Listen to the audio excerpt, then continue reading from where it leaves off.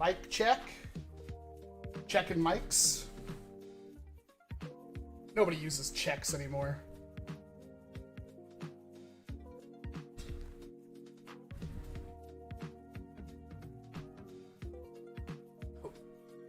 That was you in the chat. Really quick. Oh. My favorite maneuver was just canceled. I drink this weird watermelon rhubarb beer that out of darts left. Sure. Is there an extra water in there or not? Yeah. Do you want water? Yes, please. Want lemon or pineapple? Don't matter. Either one. Thank you. I have a feeling this is gonna go in a drain. We'll find out. Okay. It's probably stupid expensive, but he left it. It's been weeks. Alright. Were you sit here the whole time? Oh. Oh, I didn't know you were doing that on purpose. No, that's good. I'm just kidding. There we go. Maybe that's okay. DJ Lucha in the house. Alright. I think we're just about ready here. Sorry, that took us a little bit to get started. What do I have it on? I'm sure it's fine. People say it sounds okay.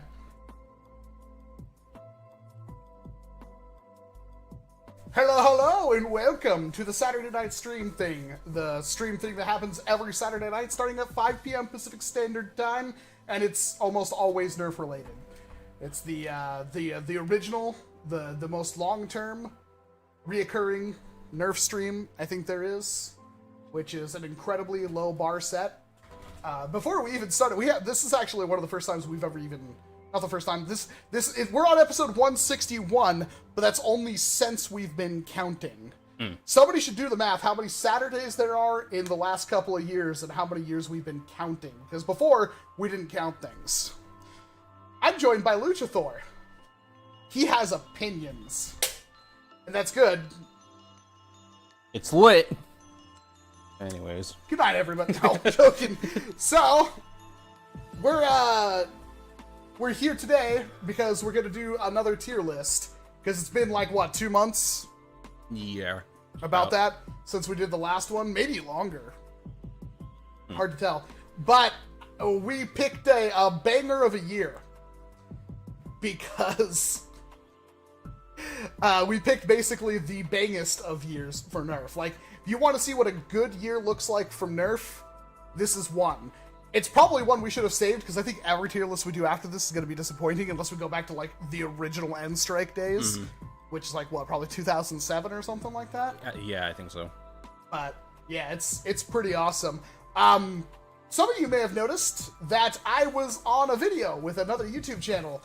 I did a collaboration in Texas with the Modern Rogue, which you knew about. But I made Drain Blasters on the Modern Rogue, which, shout out to the person in the comments section I absolutely despise, that was like, WALCOM doesn't know what he's talking about, we call these Drain Blasters, and I wrote up like a 17-page argument against them, and then just realized, screw it, they're not worth my time. But, basically, yeah, I went down there and was absolutely terrified because I was in the presence of literal celebrities, people who have shows, been on TV multiple times, and had to not weird them out. And it was a wonderful time. I would have filmed more like behind the scenes stuff, but unfortunately, we do have some that I'll probably post at some point, but I didn't really want to impose myself with the rest of the Modern Rogue. But it was great. I spent a lot of time talking with Corey, who is the resident adult in Modern Rogue, and Annalise. Both of them are absolutely awesome. I got to spend a good amount of time with Jason Murphy, who is my personal superhero. Absolutely love the dude. He's everything I aspire to be. And it was awesome. That guy is true blue. Just like you'd see him on camera, he's the exact same off camera. And Brian was unfortunately stupid busy and basically, like, didn't have a part until we were ready to film, but it seems like he had a good time. He told me that he absolutely loved what we were doing, and the response from you all has been incredible. I really appreciate it. If you have not seen it, please go to the Modern Rogue and check out their video on the, homemade super-powered Nerf blaster or something like that. It says, the thumbnail says Poop Shooter 9000. You can't miss it. And give it a like, leave a comment, get that engagement up for them, because not only does that help them, it helps me, and it helps this entire community because it gets put into front of more people who had nothing to do with our hobby, and that's been the greatest thing. Yeah. Is how many people who have, I don't know how many people in the chat are jumping in to see, you know, like, oh, what's going on with the NERF thingy? I forgot where I was going to go with that one. How many people just that aren't a part of our community are in the chat right now? Please sound off if you are. I'd love to hear from you. I read a lot of really nice comments and comments that made me, like, there are videos that I put on the back burner that I need to get done. Not talking about Milsig review, which I did shoot that. I have not edited that, but I did shoot the entirety of my Milsig review. The problem is with that one is that editing that thing is going to take me 15 hours probably. I have to make it like the best video on earth, and I have like 5 hours of footage to go through. So I got into this hobby during the summer. I do not know how. Well, that's still cool, Frogie. Have you tried the Slamfire version of the Caliburn? No? There's a Slamfire Caliburn? There's a Talon Claw. I don't know about the Caliburn if there is one. I mean, I just use the Lynx. Yeah. And the Lynx is amazing. So, what we're going to do before we get started is we're going to kind of set the stage for what is maybe one of the best years in NERF history. So what was the criteria for picking this year? Because I did not pick this one. This was all Lucha. My favorite flywheelers in here. That was pretty much it. That was it. What we didn't realize at the time was that that would wind up being probably the best year of NERF ever. Pretty much every lovable blaster still today in 2021 was from 2013. Pretty incredible.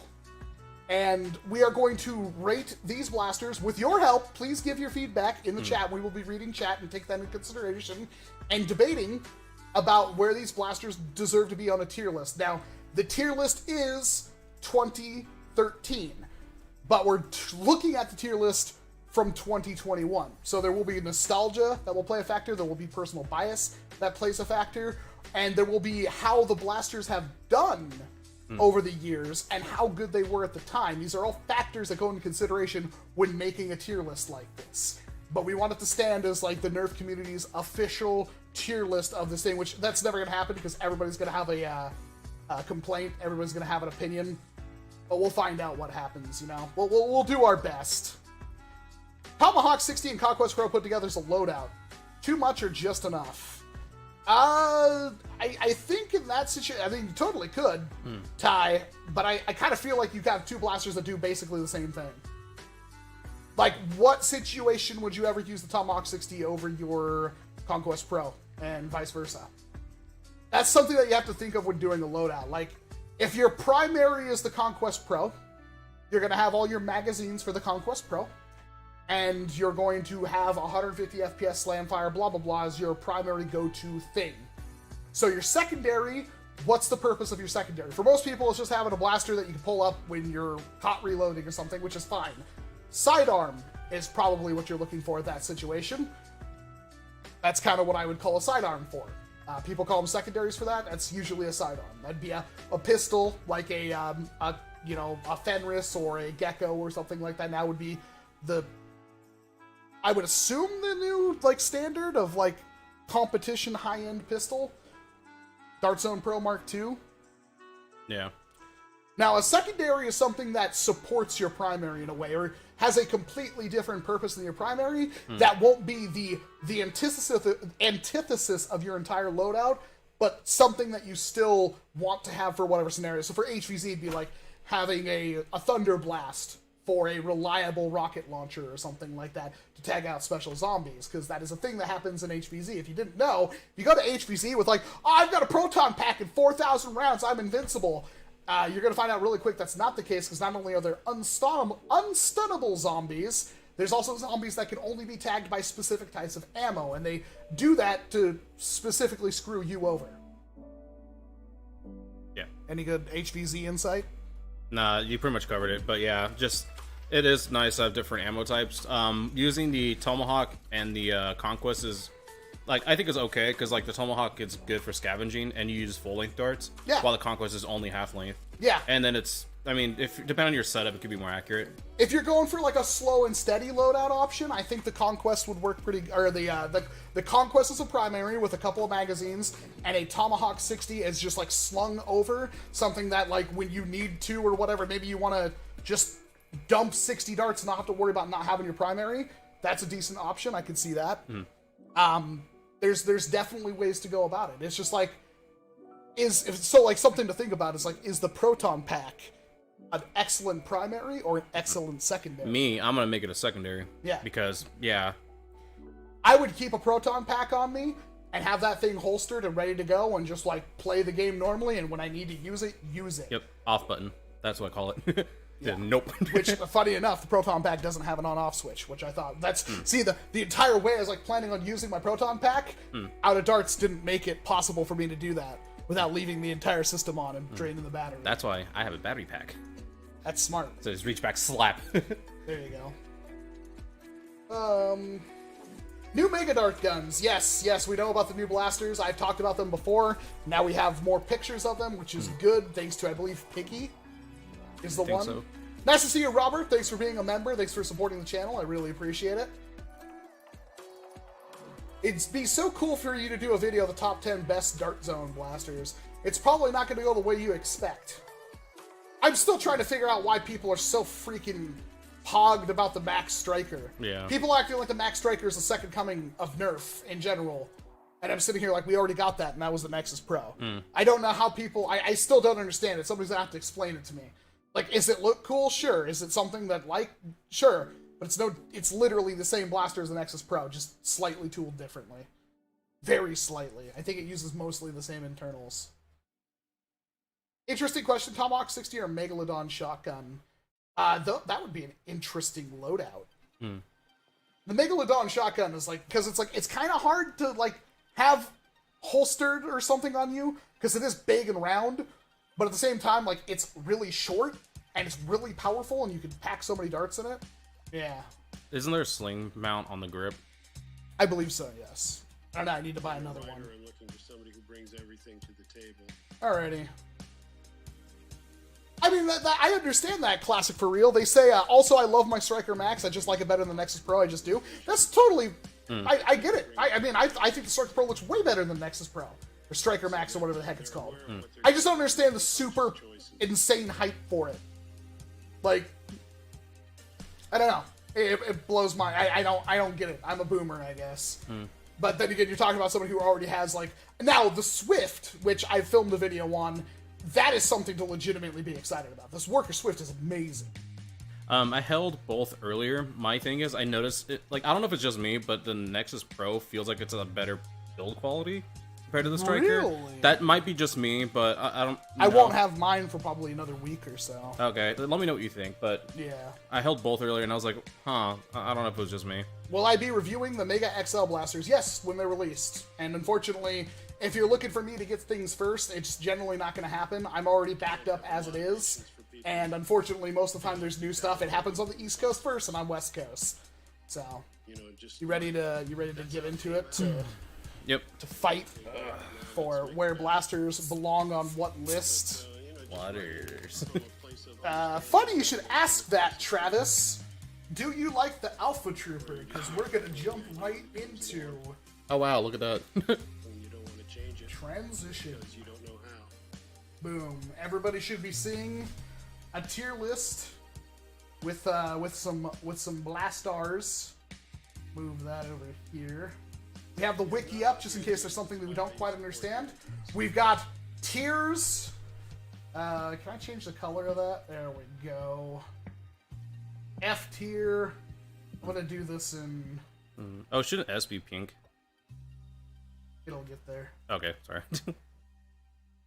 What phone? Just wants you to love it. Okay, whatever.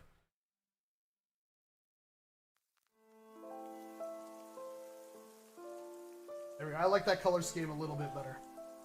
I think that's a little bit more comforting.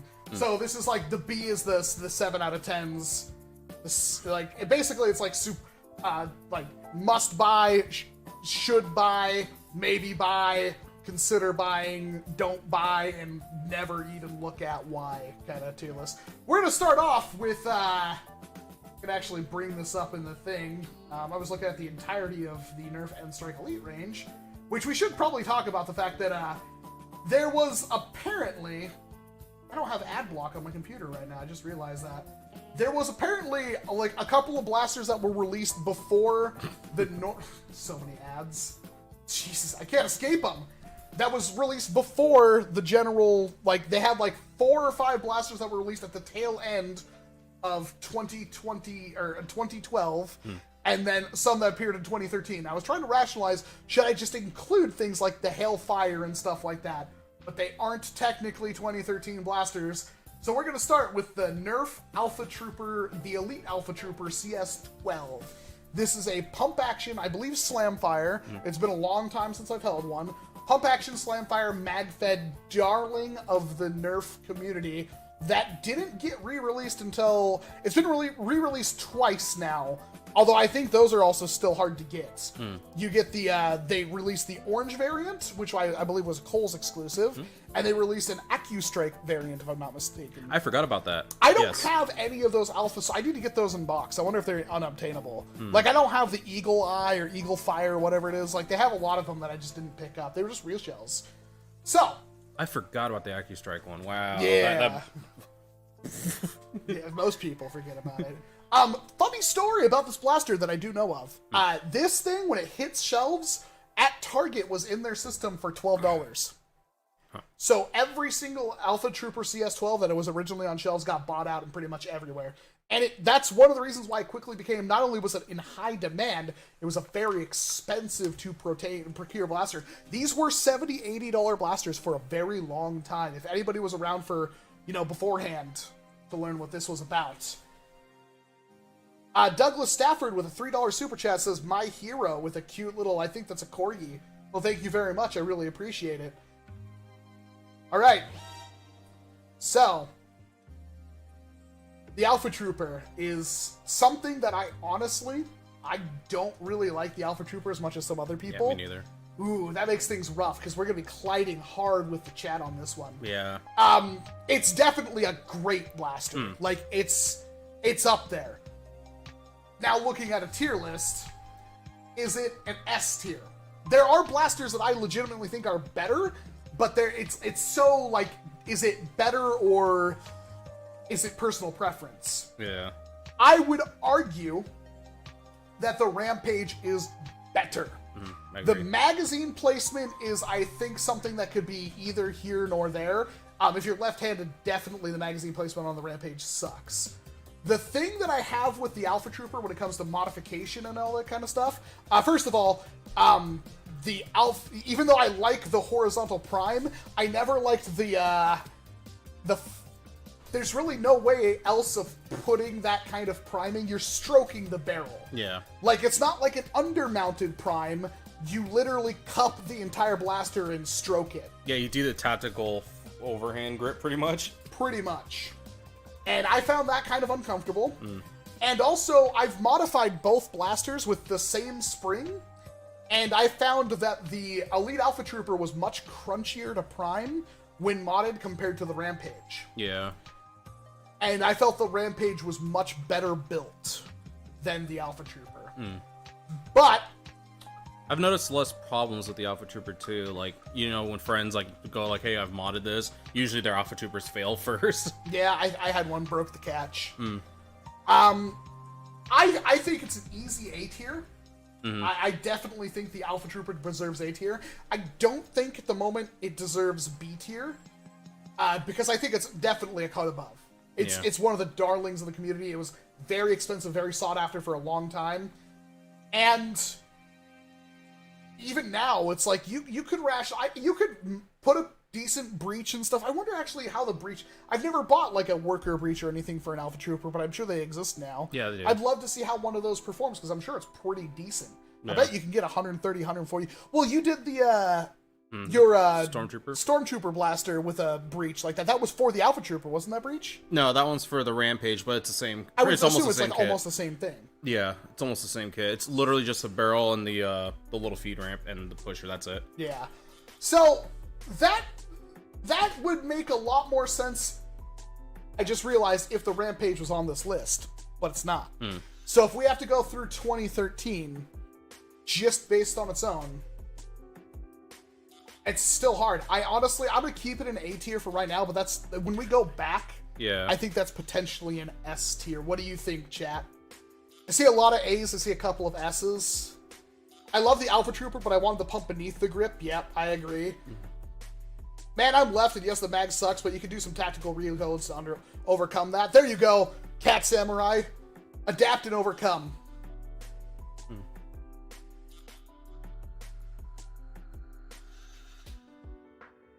A tier, and a couple of S's. It's actually really split. I agree with A. My personal thing, I'd put B, but that's because it's me. But it is an A tier blaster, in my opinion. Bar none. It's like, so when I look at it with the rest of the blasters we have on the page right now, it is bar none the best magazine-fed pump-action Springer. It's also probably the only one. Yeah. I mean, we're going to have some blasters on here that's going to be really divisive between everybody. Yeah, that's going to be interesting. But yeah, okay. I'm good with A. Yeah. Up next is the Buzzbee Auto Clip, or Auto Tech 20. We'll bring that up. I actually have one of these that I need to do a video on. I might actually have two now. So, right off the bat, this is one of those blasters I wish I would have had for Dart Zone.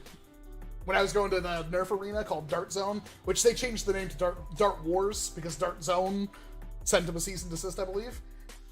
Which is funny. I thought that was kind of hilarious. This is a full auto flywheel blaster that uses a 20-round clip. It's not a magazine. It doesn't have a spring in it. It is a clip. And it is the same motors as the automatic Tommy 20. Uses a clip similar to the Cougar and Jaguar. The batteries are stored in the integrated stock. It's actually really comfortable, in my opinion. It's honestly not that bad at all. I've never held one. I have one. I don't know where it is right now, but I do have one somewhere. It's not bad. It looks really cool. Performance is, again, what you'd expect at like 50. See, here's the issue we're going to come into. This is not an Elite Blaster. Yeah. And we're putting in a list with Elite Blasters. So it's not going to compare anything to it. And that's something that we do have to talk about.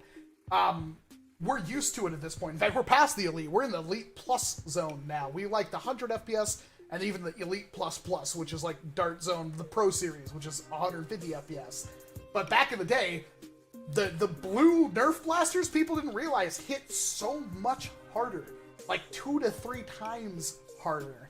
And the Buzzbee Auto Tech, like this thing, is probably like a 40 to 50 FPS blaster, maybe. With fresh batteries. Yeah. I mean, granted, you could throw a LiPo or something in there, but it's obviously not S tier. It's obviously not A tier. Could we make a case for it being in B tier? I don't really think so. I'd say C, because it's a niche blaster. Yeah, if you wanted to run like an Awfuls or like just mod the hell out of it. Yeah, I mean, flywheelers now, like, you gotta remember also back in the day, like, there were flywheel blasters, people didn't know how to modify them. And even back in 2013, people didn't know about flywheel crushes. They didn't know about anything like that. So, because I've been in the community since 2013, I know about, like, flywheelers before were kind of like, you could throw a better battery. There was no, like, aftermarket cages or flywheels yet. That just wasn't a thing. So, I think it has a lot of potential. You could technically still make this blaster work today. For 130, easy. But I don't think it's a bad blaster. It is full auto. It's a lethargic full auto, but it does work. It's not terrible. It wasn't overpriced or anything like that. And it's comfortable. It really is. I think C is a fair placement for it right now. Let's see what the chat says. Some people are saying A's. Some people are saying C's. I'm seeing a lot of C's.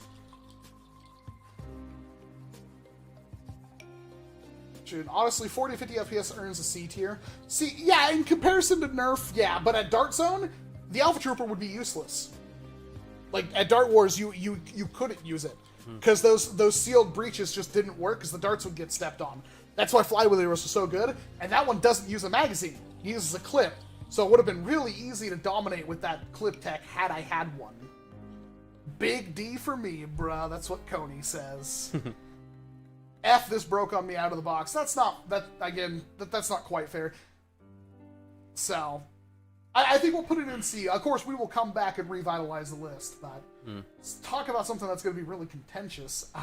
Up next is the first NERF Modern Mega Blaster, which is kind of weird to say because we're now moving into another zone of Mega with Mega XL. The Centurion. I bought one of these ASAP because I missed out on the long shot, and the long shot was prohibitively expensive. This is some secondhand long shots for selling for like $100. It's hard to get them.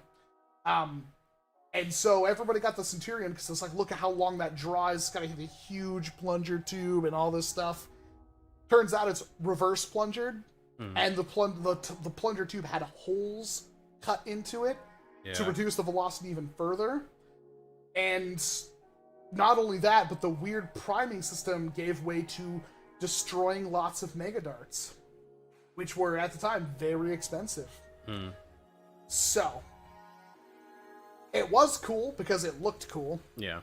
It didn't come with extra mags, although you could buy sets later on that came with extra mags. It was also, until the Moto Strike of last year, the only official NERF Mega Blaster that used a magazine. So you basically had no way of doing anything else with this blaster once you bought it. The bipod, one of the better NERF attachments they've ever made. Love that bipod. Thoughts on the Centurion? It's big.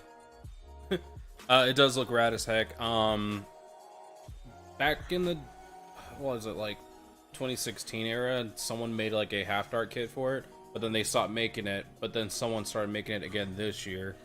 That is, if you saw that just today, Alpaca is working on, he says 300 FPS kit for it. Oh, really? Yeah. Interesting. But I don't know. I really like it. I've been meaning to get one of. You don't like it? Smell it. What is it? See if you smell something weird about it. Oh, that's probably the rhubarb. You smell like a... That's probably the rhubarb, dude. Does it smell kind of like a butt? It smells like a... Got a hint of butt. It smells like a dumpster out of like a Chili's. Chili? But hopefully it There's a butt! There's a butt! Can't have that showing up on my live stream. Google? It's a Google ad, right? Ad choices, whatever. Yeah. Super Shooting Blaster, Mega NERF! Super Shooting Blaster, Mega NERF. Man, people are really divided on this one. So yeah, lots of people are like S's, D's, F's, C's. Man, where do we put the Centurion? Okay, so it's definitely not an S. Sorry. Yeah. There were too many problems and too many logistical reasons to try to use the blaster. It's definitely not an A either for the same issues. Like, you couldn't get extra mags without buying another one. You really, like, it was the only, like, the Mega Dart, the Mega Blasters that came out after this one, but the next one up was the Magnus. The Magnus kicked. It slapped. And then the Cyclone Shock, and it was like, both of those are amazing. And it's same capacity, too. Yeah. So, and way cheaper. This was a $50 blaster, if I'm not mistaken. Yeah. Shut up, phone. Yeah, $50. And I bought one day one, and I was super disappointed in it. I think Sam did. He bought one day one, and then I bought the slidey one, the Magnus. And yeah, I'd say B or C. This is kind of a hard one. Just B, huh? What's your rationale for putting it in B? Just because of the kits nowadays, but like at the time, I'd push it closer to C. Like, unless those kits are reasonably priced. Not really. See, that's the things, like, I don't know how much Alpaca's kit's gonna be. If it's like under $100, you could rationalize that. Or it's like $100 or so, yeah. The one I saw on Etsy is like 50 maybe. So, but it's basically useless without modifying. So how does that make it a B tier? Yeah, that's a good point. It's just the shell, and there's nice integrations. This is true. I think that can warrant it a C tier. Yeah. I don't think it's B. Because B would be like, you pretty much want to buy it. That's true. And yeah, I don't think you'd want to buy it. Like, if you were to like tell somebody like right now, like, would you want to put... Would you be able to tell somebody, yeah, go out and buy a Centurion right now? eBay a Centurion. No. Nobody would want to do that. Yeah. I think you could. Sniper rifles were kind of like lacking. Like we got the Pharaoh, and that's pretty much it right now for snipers and Nerf, right? Like for legit bolt action snipers. The weird Fortnite one, the yellow one. Oh yeah, I wonder if that's still obtainable. And then, yeah, I guess this was the only other one. Yeah. At least by Nerf. I don't think it's quite a D. I think it's not great, but if we consider all the functionality it has nowadays, I could go with a C. So I think a safe C tier bet right now. Yeah. I think we're okay. I like the haptic. Yeah.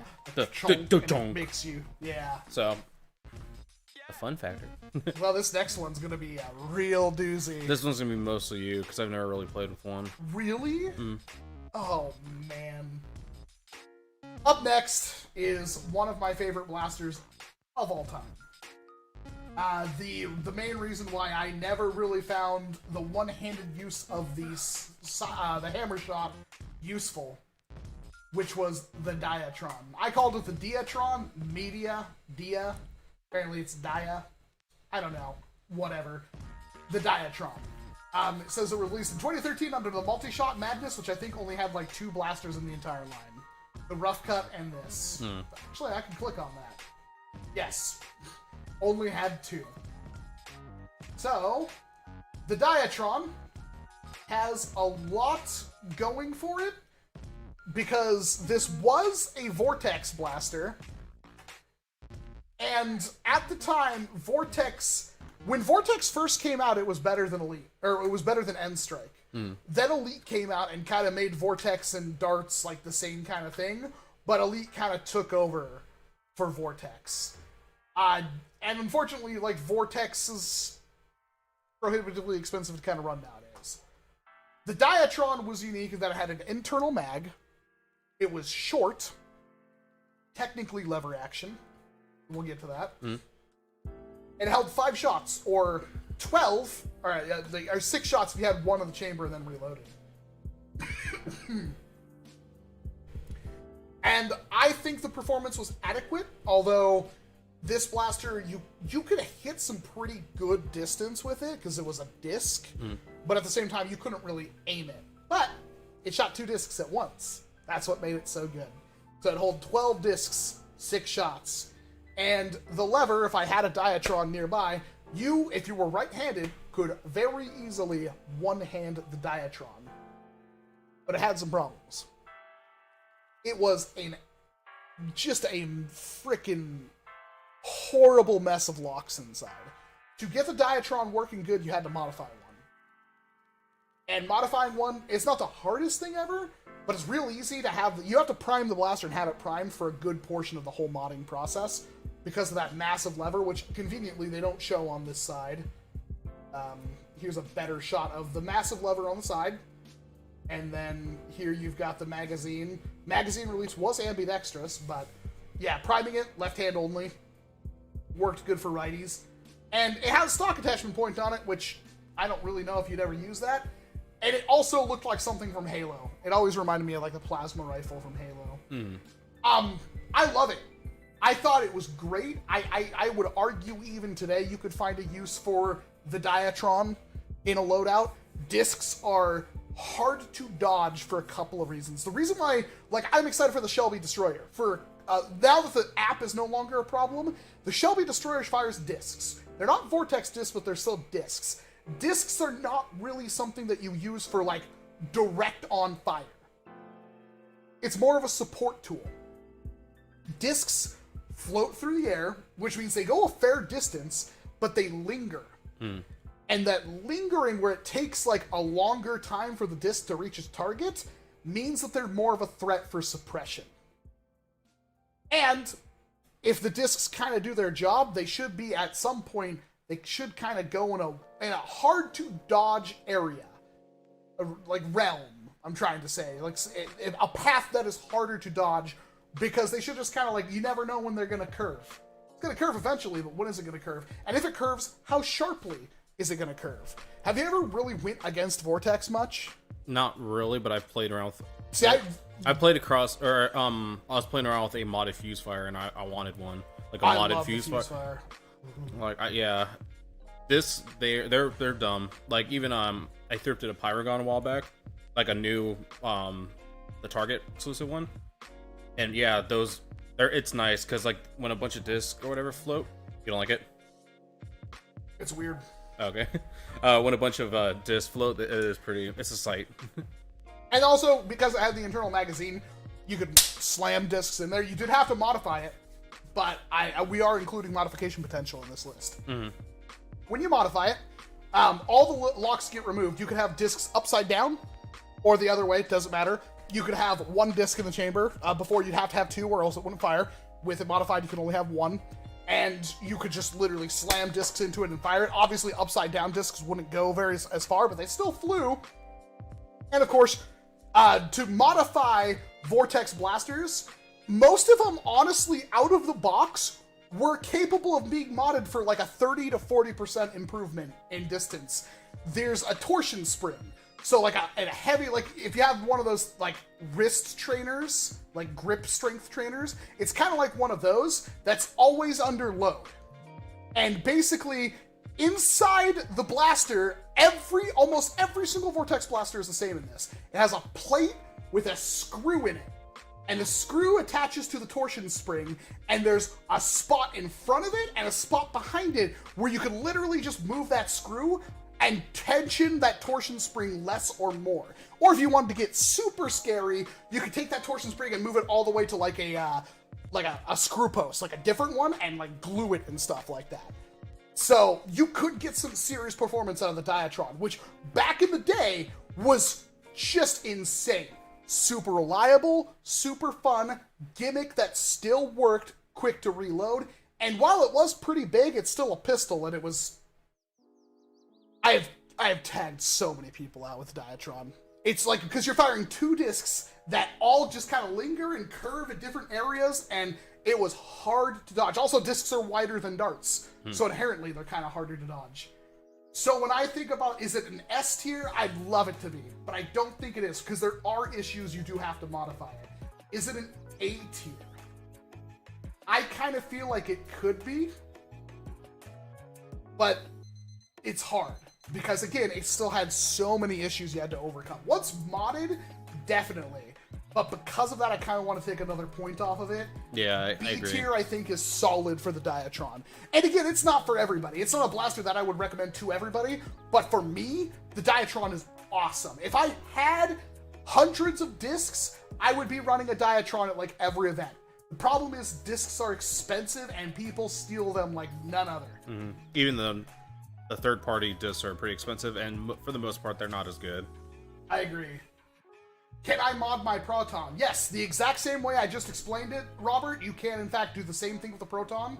And the Proton, ironically enough, is, I think, the hardest hitting of all of the blasters. My modded Proton was, like, the best disc shooter I had. Way better than a Lumatron or Praxis. Like, way better. Which, ironically, I don't think any of those... No, this is the only Vortex blaster on this list. So... Yeah, I love the Diatron. If you could find one, it's well worth your time, I feel. Get like $100, like 100 discs is probably $30 or something like that. But honestly, discs are like the most durable ammo type NERF has ever released. Yeah. Those suckers can get stomped on all day and they fly just like that. Was another reason why I like discs way more. I hate it because I went to Dart Zone, right? And like, and even now I'm having problems. I was trying to film a video the other day. I was like, I have hundreds. Like thousands, literally thousands of Pro Darts at this point. I have bought so many, he's bought so many, he's left a lot here. I mean, I tons of them.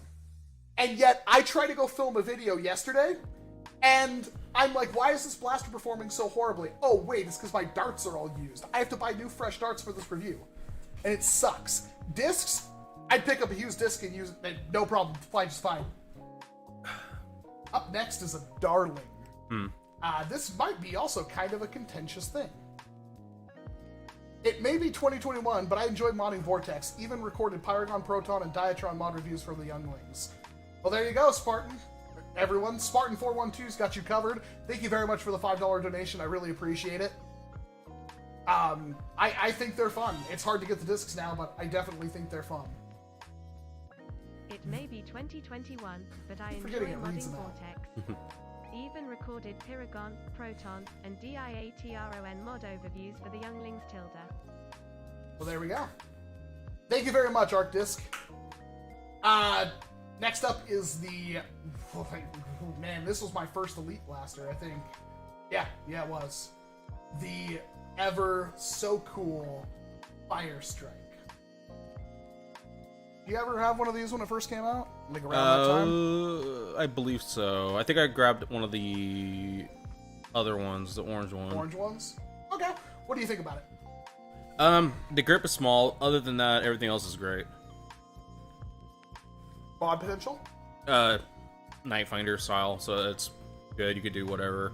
I like that it has a little claw on it, so if you have two of them, you can technically dual wield, but it's a single shot, so it's like you still would have to. But it's good, and it can take a K26, but I found Retaliator style springs work better, or Chronos. So it's a solid single shot. Yeah, for, what is it, like $10 when it came out?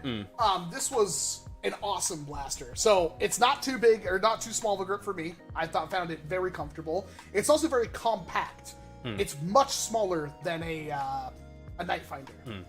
That being said, it's smaller than a Night Finder. Night Finder has more mod potential than a Fire Strike will. Other problem with the Fire Strike when it comes to mod potential, the plunger head is not screwed on, it's pinned on, kinda? I don't know how you would explain it. It's like a one-way press on. Yeah, it's like a one-way snap fit on, so to get it off, you kind of have to almost ruin that one-way press, and that could get to the point where it's like, if you put too heavy of a spring in there, when you prime your blaster back, the plunger head comes off.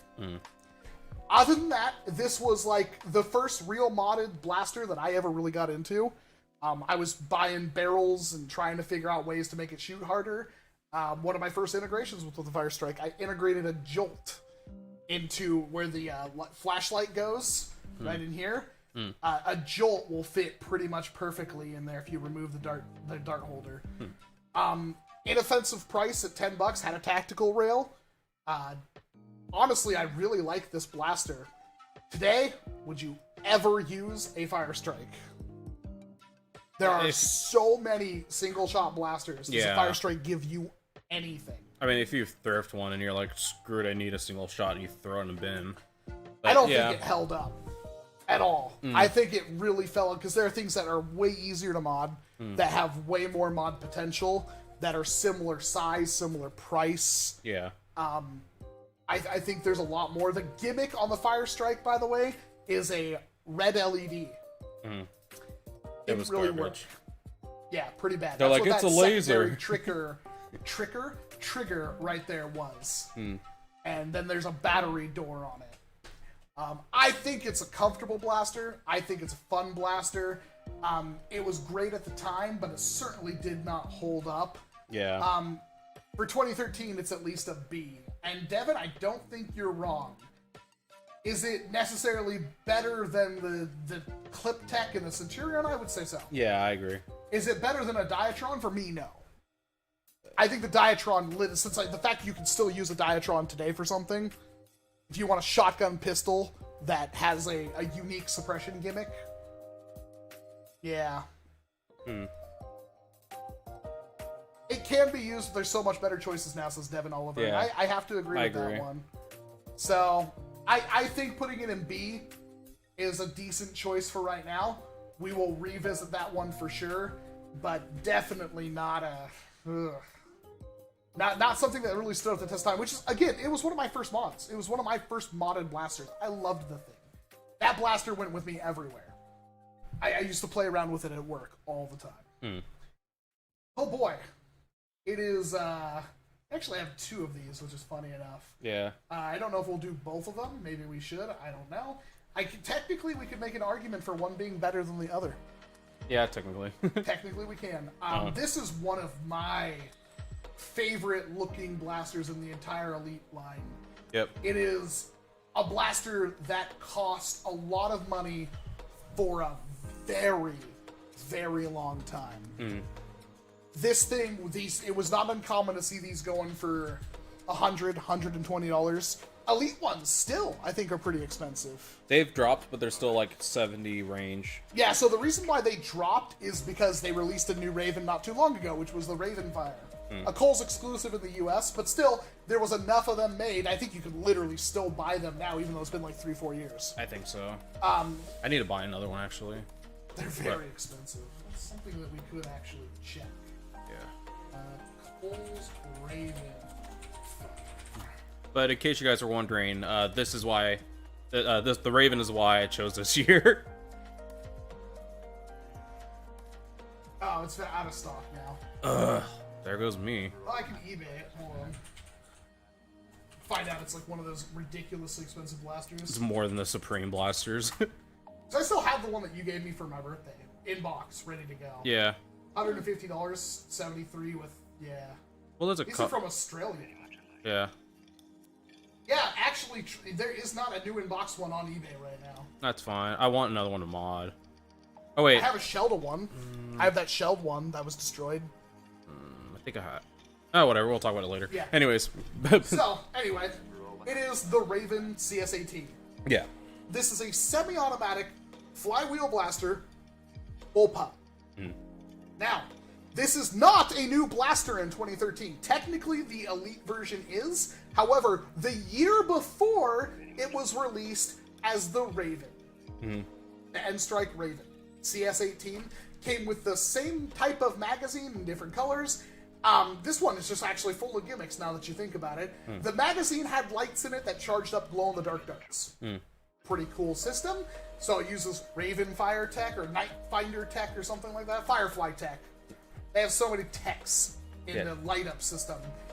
And was amazing because it was a bullpup PDW Strife, essentially. The original was loved, but didn't hit that hard because it used the same flywheel system that the Barricade used. The Raven is the Elite one worked just like a Strife. It was, for all intents and purposes, a Strife. It is an amazingly cool blaster. People wanted them. You wanted a bullpup flywheeler. People were adding all sorts of full auto kits and stuff like that. Really awesome setup. Your first process was a Raven. And it's, for everything that you could do with a Strife, you could pretty much do to a Raven. There are some issues, stock-wise. What's the stock issue with the Raven? Barrel drag. Technically, yes. That is a very long barrel, and since the barrel isn't since it's a flywheeler, it's not using the barrel to build up velocity or anything inside the blaster. It's literally just there for cool looks. The flywheel cage is actually located right in front of that magazine. So, hit technically softer than other blasters in the same line. Yeah. And if the darts didn't come out perfectly, they could hit the barrel and actually cause barrel drag even more. They could bounce and lose a lot of velocity. What's another one? Small battery door. That's a modded problem. Yeah. What's a stock problem? The trigger. Yeah. Cool as the Raven was, and this is something they've rectified with the new blasters like the Halo MA40, much better than a Raven ever was, and also the BAR, or the BSR, or whatever it's called, the burst fire, burst fire, the burst rifle in the Fortnite line, which is brand new. I still haven't even, they're on my store shelves, I just can't afford them right now. Those things have different triggers. The original Raven used like a metal rod with a plastic pusher at the end of it and a spring to reset it, and so when you pulled it, it was a mechanical linkage. But the problem was that thin rod would flex, and very often you could manage to find yourself getting that thing kind of caught and jam up your Raven. Very common problem with the Raven. You could still play with it, and usually getting it unstuck was no matter, just like pressing the trigger all the way in and then releasing it. Usually that would fix it, but that's still a problem. And then yes, when it comes to modification potential, that battery door. Same problem, really, that the Demolisher has. The Raven has a small AA battery door that you can't really fit a LiPo in, and you'd have to basically build a battery box somewhere else on it, which you found the best place ever. Under the carry handle. Under the carry handle. He made a battery box out of the carry handle, which is, fair enough. I like the carry handle. I like the ergonomics. I like the blaster a lot. It had an end strike attachment front end, so you can put a muzzle on it. The obvious choice for that was the barrel that came with the Spectre.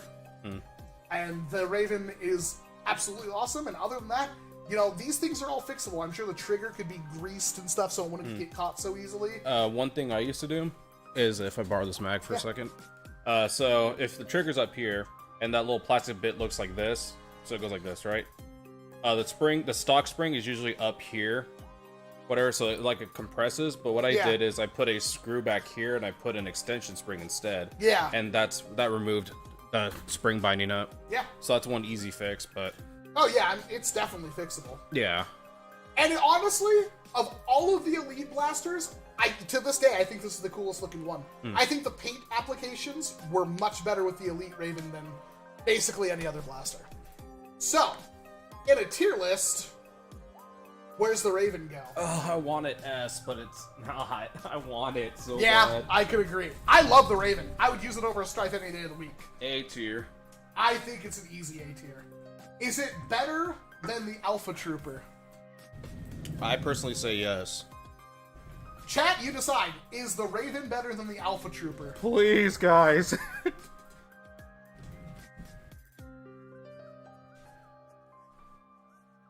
Everybody wants it kind of S. I don't think it's an S tier. Oh, but the next one might be.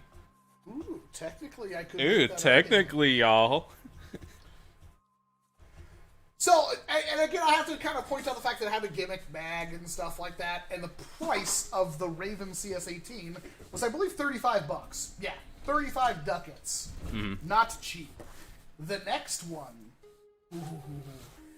This is one that I still beat myself over because these were not expensive and they were obtainable. It was online. at the top. Was it? Yeah, you passed it. One of those days. I'm distracted by the booty. Yeah. The Raven Stinger. Man, this thing is pretty pricey. Yeah. They're still, like, I think it is the rarest of the Ravens. It was a Sam's Club exclusive, which we don't have a Sam's Club in the state, I don't think. We used to at the Auburn Mall, but then it closed down, I think. Which I think is Sam's Club's tied to Walmart in some kind of fashion, right? I don't know, maybe they got bought out knowing Walmart. I have no idea. But the Raven Stinger is a Raven that came with a 12-round mag, which is my favorite type of full-length dart mag. I thought 12 was more manageable to carry than 18s. Looked cooler as well, and it's only like a 6-shot difference. For $20. That's the price of what a Strife was, I'm pretty sure. And really, it looked like an N-Strike blaster with elite performance. Which is really cool. You can even see up at the front where they painted that silver to match what you'd find on the Stampede. Yeah. You could throw a yellow muzzle and it's only a slight difference. Like the original N-Strike Spectre muzzle, which was yellow, you'd buy the Elite Spectre one for the Blue Raven. For this one, yeah. Man, this is a doozy. Still today, pretty much everybody in the chat would want one of these blasters. Yeah, I have one, and I wish I had one more to mod, but whatever. Yeah, I don't know if I do have one, but it's really sun-bleached and bad. Oh, that's fine. But I do have a Raven Stinger. I'd like to get a better one. I'd like to get an inbox one, but I'm sure those are stupid expensive. Yeah, the one I wanted, it was for $3 something, and I didn't buy it, and I regret it. So I'd have a hard time rationalizing that being... I want to say S, but yeah, it's not. It's cheaper, and I would put that ahead of... I honestly would do that. Yeah, I agree. I think that's fair. I think you'd rather use a Raven over an Alpha Trooper. I used 2 Ravens. You could dual wield it. Oh god, it's cool. The only problem about dual wielding is that battery bump was only on one side. Oh, that's true. Yeah.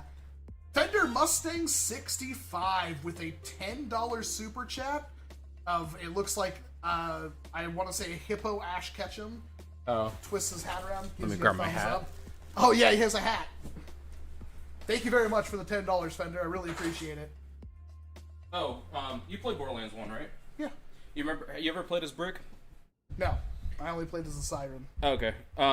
Brick in the game, he's, obviously really big and tall. But if you give him any SMG, it looks like anyone using a Raven, because he's walking around like this and it's all tiny. So that's one thing I like. Okay, so here's the hat. So.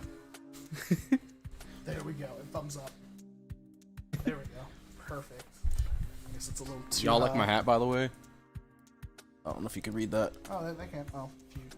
Help me out. Perfect. All right. Yeet. Alrighty. The Raven Stinger. I don't know if that's an S tier, but we'll reevaluate things as we go down. There's the next one's a freaking... This is a hard one. Because this might be an S tier for a lot of reasons. The flippin' hammer shot. Like, do I really even have to say anything? Like, it's the hammer shot. You all know it. You all love it. This was the first year it was available. It's not the only hammer shot. We will talk about that. But it is the hammer shot. This was the second coming of the Maverick. This is one of those blasters that, like, once you kind of got your hands on it, everybody loved it. And they sold them in the pairs. Everybody wanted 2 of them because you could one-hand it. NERF made a frickin' killing off these, I'm sure. Yeah. For $15 a pop. They were Toys R Us kind of exclusive at first. Later on, they became more accessible other ways. But I remember these always being like just Toys R Us. Yeah. It's 5-shot. Slightly under elite performance, but not enough to really matter. And its claim to fame was it was a one-handed revolver. And it was pretty good at it. Pretty compact, all things considered. Somewhat moddable. You could get a little bit more extra performance out of them without a whole lot of breaking the bank. The problem is if you wanted it to perform like your modded elite, like Retaliator, then you'd have to dump a ton of money trying to modify one of these things. And this was also one of the blasters I think that pushed 3D printed stuff really hard. I think this was one of the first blasters, besides like flywheelers in general, that really benefited from 3D printers, because pretty soon you can get 6-shot cylinders and 7-shot cylinders, and I think there's even 8-shot cylinders now for the hammer shot, which is ridiculous. I have a 7-shot one.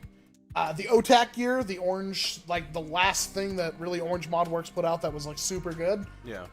Hammer shot kit was awesome. The blaster parts, or Blaster Parts UK? Blaster Smith, or whatever. Blaster Parts. Blaster Parts Hammer, Metal Hammer, one of the originals, and then of course Orange ModWorks.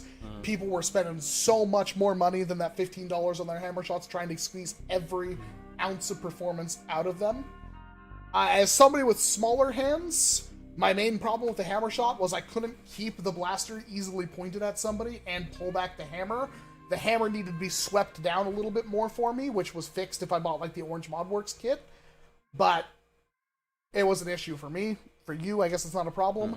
A lot of people are like, what are you talking about, WALCOM? It's not an issue at all. When they prime it, they tilt the blaster back and pull the hammer. And, like, of course I can do that. But normally the whole point of having that is so you can cock it while keeping it on target. Yeah. But you can dual wield it. And it's a hammer shot. I don't like the hammer shot as much as other people. However, I'm willing to accept the fact that it's the hammer shot. And everybody should have a hammer shot. Everybody. I don't think it's that great, but I also realize its potential for fun, and it's still being used even today for some people, even as primaries. There's a lot to go. Dr. Flux talks about inline clips for hammer shots. I don't have any experience with those, but those are apparently a thing. Inline clips have been making a resurgence recently. It's kind of weird how all of a sudden inline clips, RSCB kind of stuff is now the new rage. Yeah, it's old tech, but it comes back as new tech, and it's like, bruh. I think people just figured out it's good again. Yeah. So, I have a feeling this is our first S tier. I don't like it that much, but I also still understand why the hammer shot is so good. I would personally put it in like high B, low A, but the S is only for the modding aspect. Because like you said, there's so many parts that came from it. You can buy new barrel, like cosmetic barrels too, so you could really like cosplay your blaster up and all that. Well, cosplay is the wrong word, but whatever. Dress it up, I guess. What else? Yeah, the only thing I don't like about the original hammer shot was the grip, but that got fixed later, but whatever. We'll talk about that. I'm actually going to rank a blaster higher than this one. Up next is the Blaze It bow. The Blaze It 420 bow. It's the Blazing bow.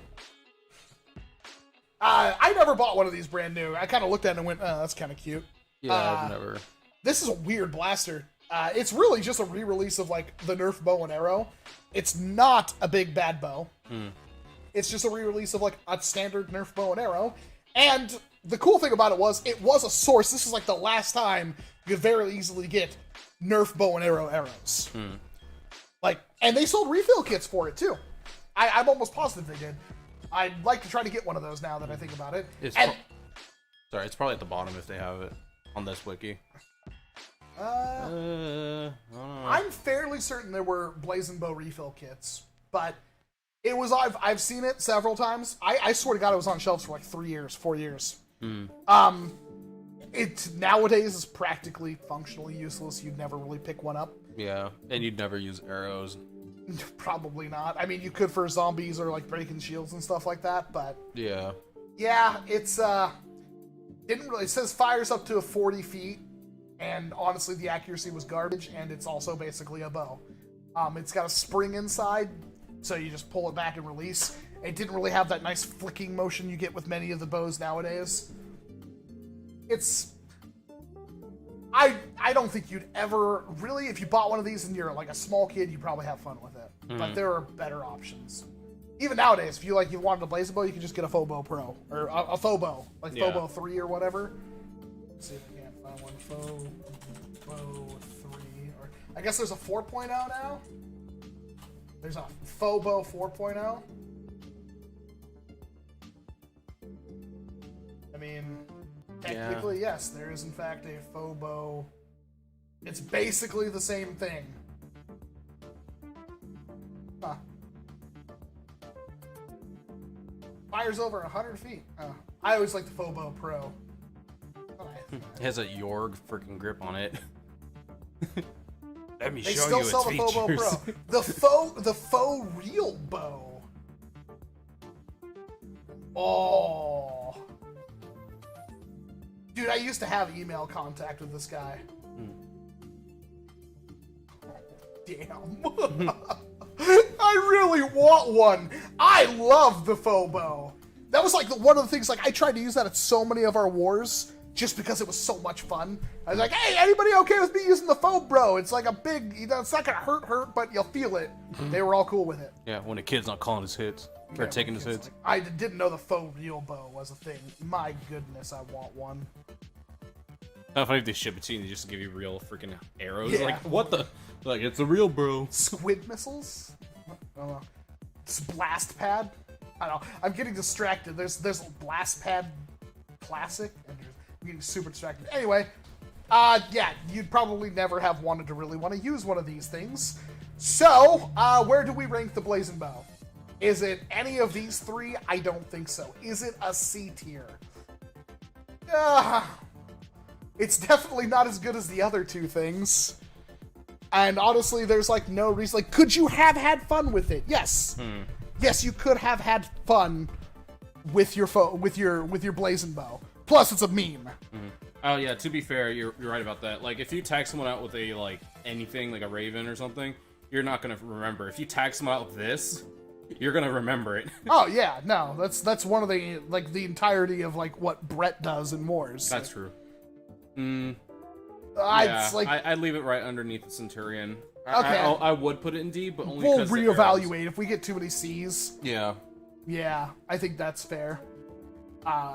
Because I already see a D blaster. I guess on to the next one, which is honestly, I don't give this blaster enough credit, but I definitely recognize how great it is.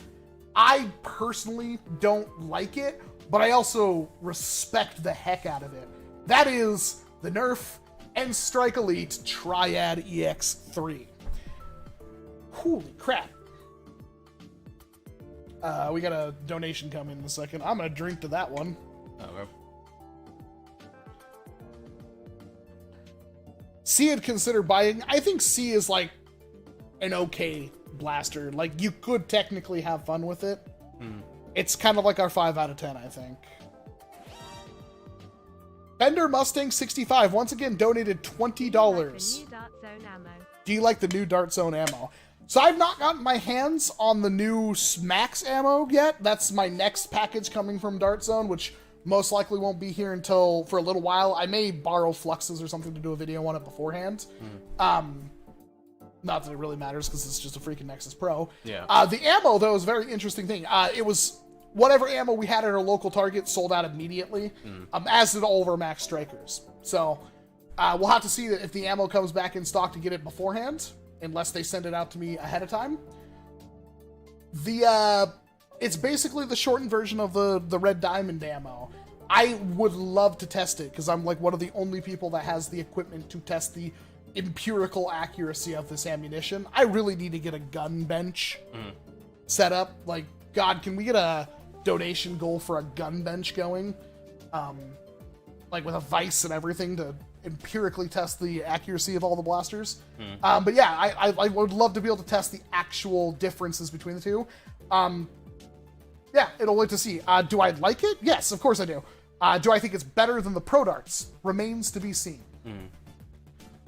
The gray heads coming at you is going to be impossible to see. What? They're gray head, right? The Max Striker ammo? Yeah, sorry. Yeah. So it's red bodies with gray heads. So coming at you, you're never going to see it. Thank you very much, Fender. I really appreciate it. I have extra ammo if you want P.O. Box. Yeah, P.O. Box is in the description of the stream, is it not? Should be the updated one. Yeah, it's the updated one. If you want to send it to that. I don't know when I'll get my hands on the ammo. So, thank you. Alright. Down to actual business, Luchathor. You're just now joining us. We are ranking every single blaster from probably NERF's best year ever. It is NERF 2013 tier list. We're on the Triad EX3, one of the original Elite blasters. And honestly, what do you think about this one? I'd love to hear your opinions. Never owned one.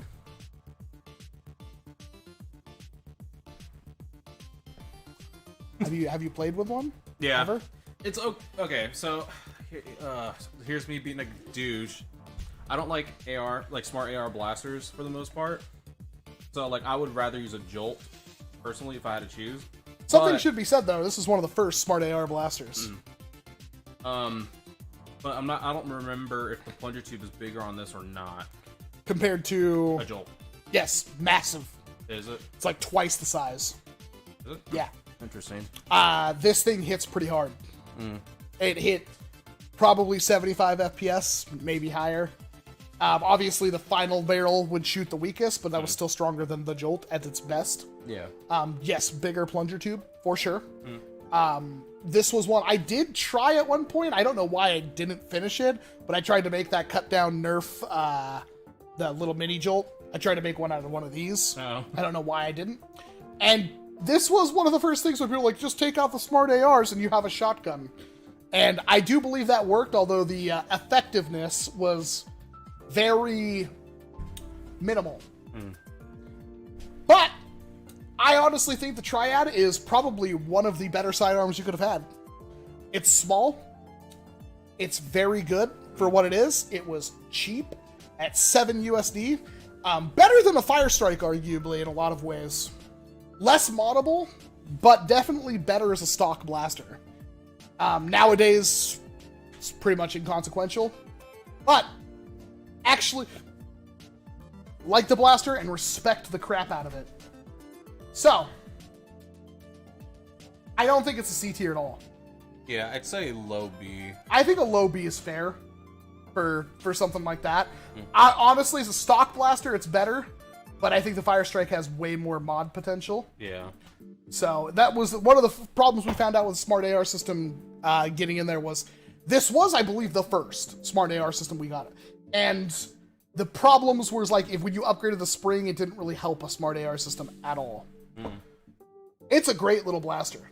Honestly, if you've never had one, it might still be worth trying to pick one up for cheap.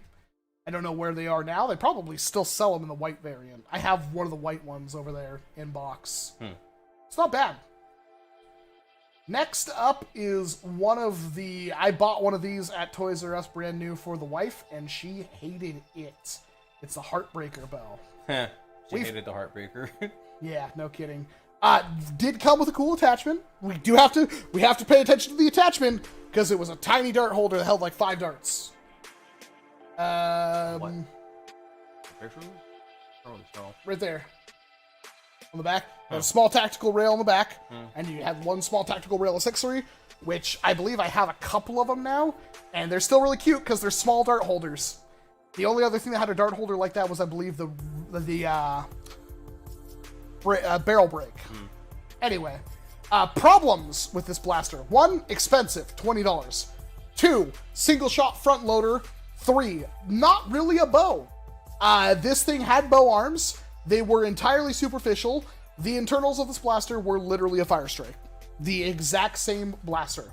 Except for instead of having a trigger and a priming rod, you just pull the thing back, and then you basically, the pullback had a little rubber, like, cylinder on it, so you would roll your fingers off that cylinder to slap the thing forward, instead of just releasing, and you'd hit, it does say like 72 feet, 75 feet, I'd say that's about, it was a lead average. And this was part of the Rebel line. I believe this is our first Rebel blaster. And, yeah, this was not good for Rebel. This blaster's awful. It's a waste of money. It technically worked, but it's also front loader, so you'd fire it and then have to put another dart in it and fire it when you could just have a fire strike, which would do the same thing, but you could have stored energy with a fire strike. You can't have stored energy with a Heartbreaker bow. And for that, this is very easily, is it an F tier? I don't know, that dart holder is really cute. I'm kind of feeling like as a D tier right now. Wait. May adjust that in the future. Isn't this the one that they use to make the Milan blaster? I don't know. That's probably, all the same blaster. Then F. All right, it's an F tier. I can agree with that. I bought one of these, brand new, for the wife. I thought, because she liked archery, so I'm like, I wanted to get her into NERF, so I bought one of these. I just realized I have that Bad dart holder. idea. Yeah, it's a little purple one. Okay, magenta. I remember now.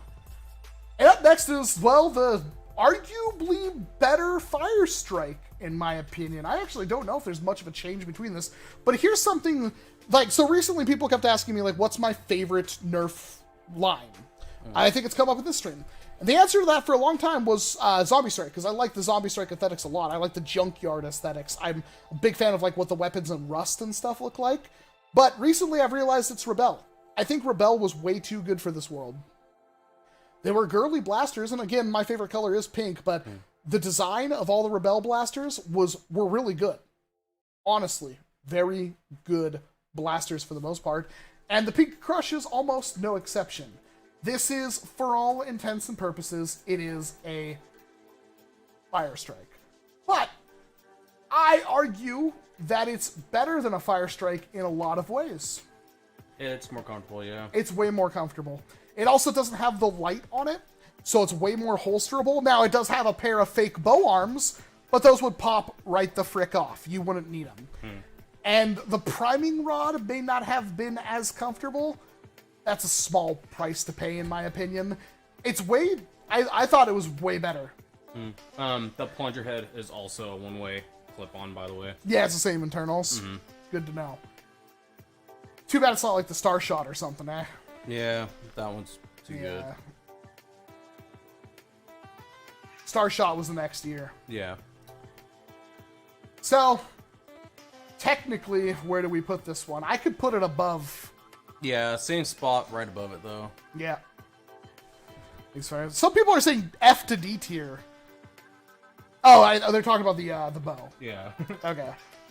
But up next is possibly one of the more contentious picks on this entire list. Man.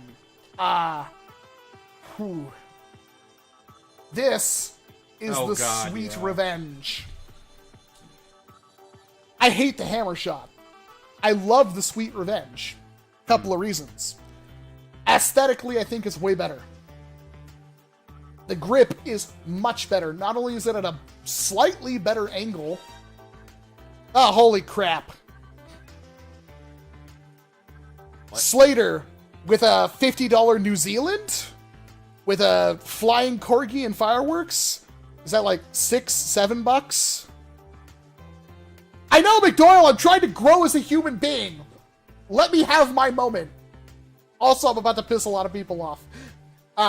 Thank you, Slater. For real. Thank you. The Luchathor thanks you too. It's awesome. Put the hat back on. Put the hat back on. I'll drink more of this awful rhubarb watermelon cider. Sorry, Out of Darts. I don't know why you picked this up. I'm drinking it. It's awful.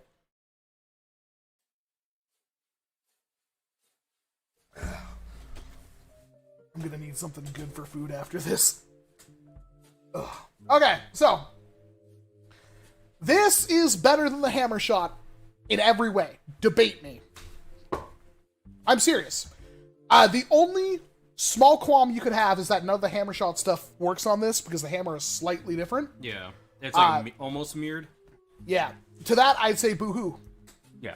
Make more Sweet Revenge stuff over the hammer shot stuff. Functionally, it's the same blaster.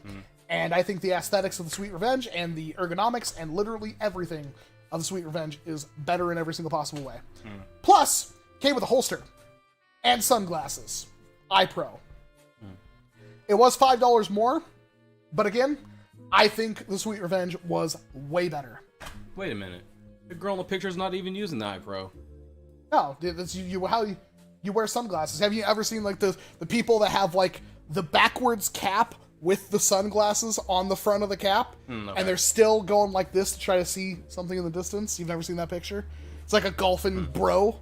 Yeah. Nah, I do like the Guy Fieri and have it like backwards on my head.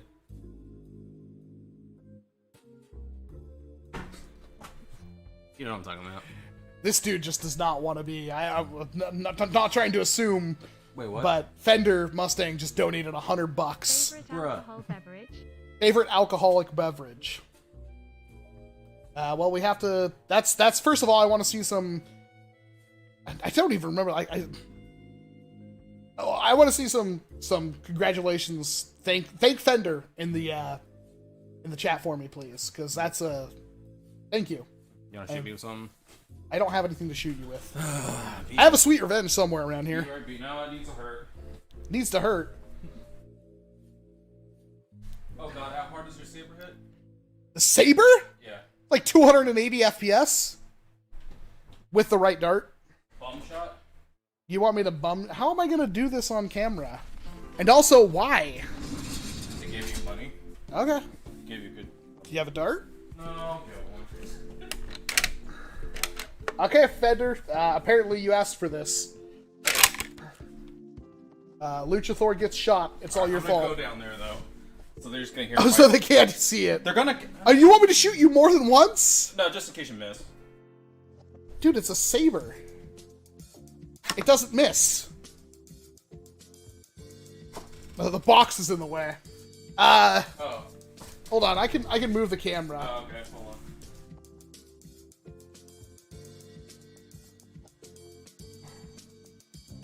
All right.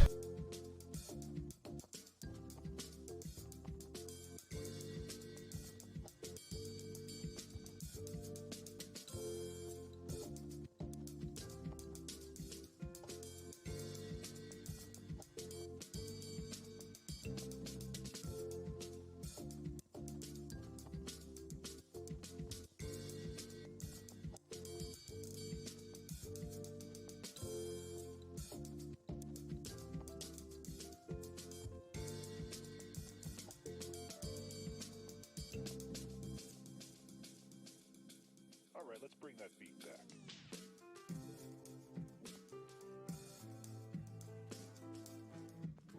Sorry, I bumped it again. How long has it been dead? Oh. We didn't really say anything important. I said just goes to show how awesome the saber is. Oh, okay. And Lucia said he's gonna stand for a while. Okay, I feel better. Gotta redo it now. Thank you, Fender. So, before we got sidetracked, I think the Sweet Revenge is better than the hammer shot in every single way. Debate me. Change my mind. Chat. Change my mind. Freaking. Yeah, to be. I'm only drinking this when somebody donates from now on. In my opinion, until recently, I think this was the best version of the hammer shot. There is, yeah, I think the Fortnite one is definitely It's better. so good and comfortable. But for a while, and the nice thing is, even if you have big hands like me, the little sling point, I used to put my pinky in there. Yeah. So it was... It's like a karambit. Yeah. So, see, that's what blows my mind. So everybody's like, I can't change your mind. I agree, 100% agree. Where the hell were you guys 7 years ago? I was like the odd man. I was like, I hate the hammer shot. I think the hammer shot, sweet revenge, awesome. For victory, better than that. But the hammer shot, hated it. Everybody says, Edward is the only one. I think the hammer shot is a better design because the sweet revenge is a blaster for girls. Bro, there's paint! Paint is a thing. Yep. So, Super S tier. Sweet Revenge tier. Yeah. Ooh. That's awesome. Yep, better. Up next is whatever the hell this thing is. What are we calling it? Does it all go down here from Hill? Yeah, Or, like, here from no. We Control? have I can't some talk. other stuff. We have some good stuff left over. Okay. We have the over/under. It's a hamp. What did we give this one, the other one? I don't remember. Hey, Coney, you edited that video. What did we give the over/under? Yeah, was that like a Q? What would we give it? It's a hamp. Wait, I thought it was Slamfire only. It could be used for both. So the whole point of the over/under system is that you can hold it and you go like that, or you can hold it the other way and go like that. Over/under. And it holds 8 shots. And it doesn't have a trigger.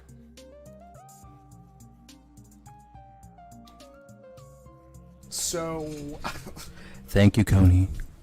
Oh, yes, I'm sorry. You don't actually work for me yet, Coney, and I'm already bugging you around. It's not a hamp, it's a springer. Okay, yeah, it's technically, Slamfire. it just doesn't have a... It's Slamfire only. Yeah, it's just dumb. It was probably low. It was probably like D. Yeah, I would probably... Neither of us... We have one, don't we? Yeah. Well, D's fine. Yeah. I don't think... It doesn't have a trigger. Oh, you said D tier. D tier. Okay, perfect. Thank you, Coney. Thank you, Coney. Love you. You're the best. It's a D. We give the over/under a D out of 5. Up next is this is a really interesting one. Ooh, where do we go with this? Oh, chat, you're gonna have fun hashing this one out with us. The mother flippin' rapid strike. So this was the first blaster in my history of ever that I stopped at Walmart, picked up a rapid strike, and on my way home, I stopped at the Radio Shack, walked in, looked at the young kid behind the counter, and just went, yeah, so I want to make my Nerf gun that uses, like, flywheels hit harder. I need a better battery for, like, an RC car. What do you got? And he hooked me up with, like, some big old not Deans, those big plastic connectors, some wire, some really awful wires, like super, like, the solid core copper. Oh. Some micro switches, none of which worked, because they were not the right polarity. Like, they were, like, the ones where you, like, when you press them, they shut off, instead of being the other way around, and there was no other way to wire them up. And an RC car battery, which I think I still have in a drawer somewhere, was an 8.6 volt NiCad battery or something like that. And to modify it, I literally opened up the Rapid Strike, cut out the thermistor, soldered a piece of wire where the thermistor was, and then I literally soldered to the terminals on the battery tray where the C batteries went in.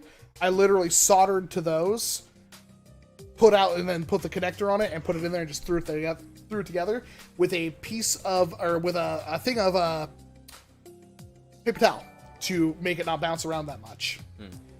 And that was, we never answered his question. We have to answer. I just realized we never answered Fender's question. Anyway, Oh, yeah.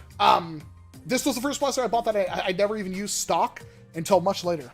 And it turns out that stock, the Rapid Strike, is awful. It is one of the slowest firing full auto blasters you'd ever get your hands on.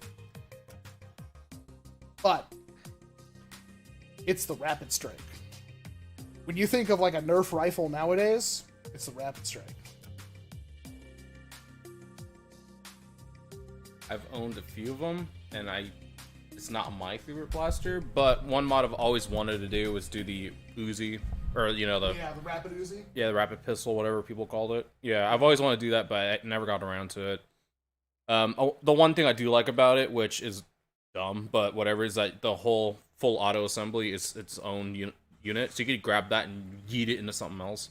Yeah. That's one thing I love about it, but... Huh. You looking at what we're drinking? I'm drinking. Yeah, I'm drinking water. Yeah.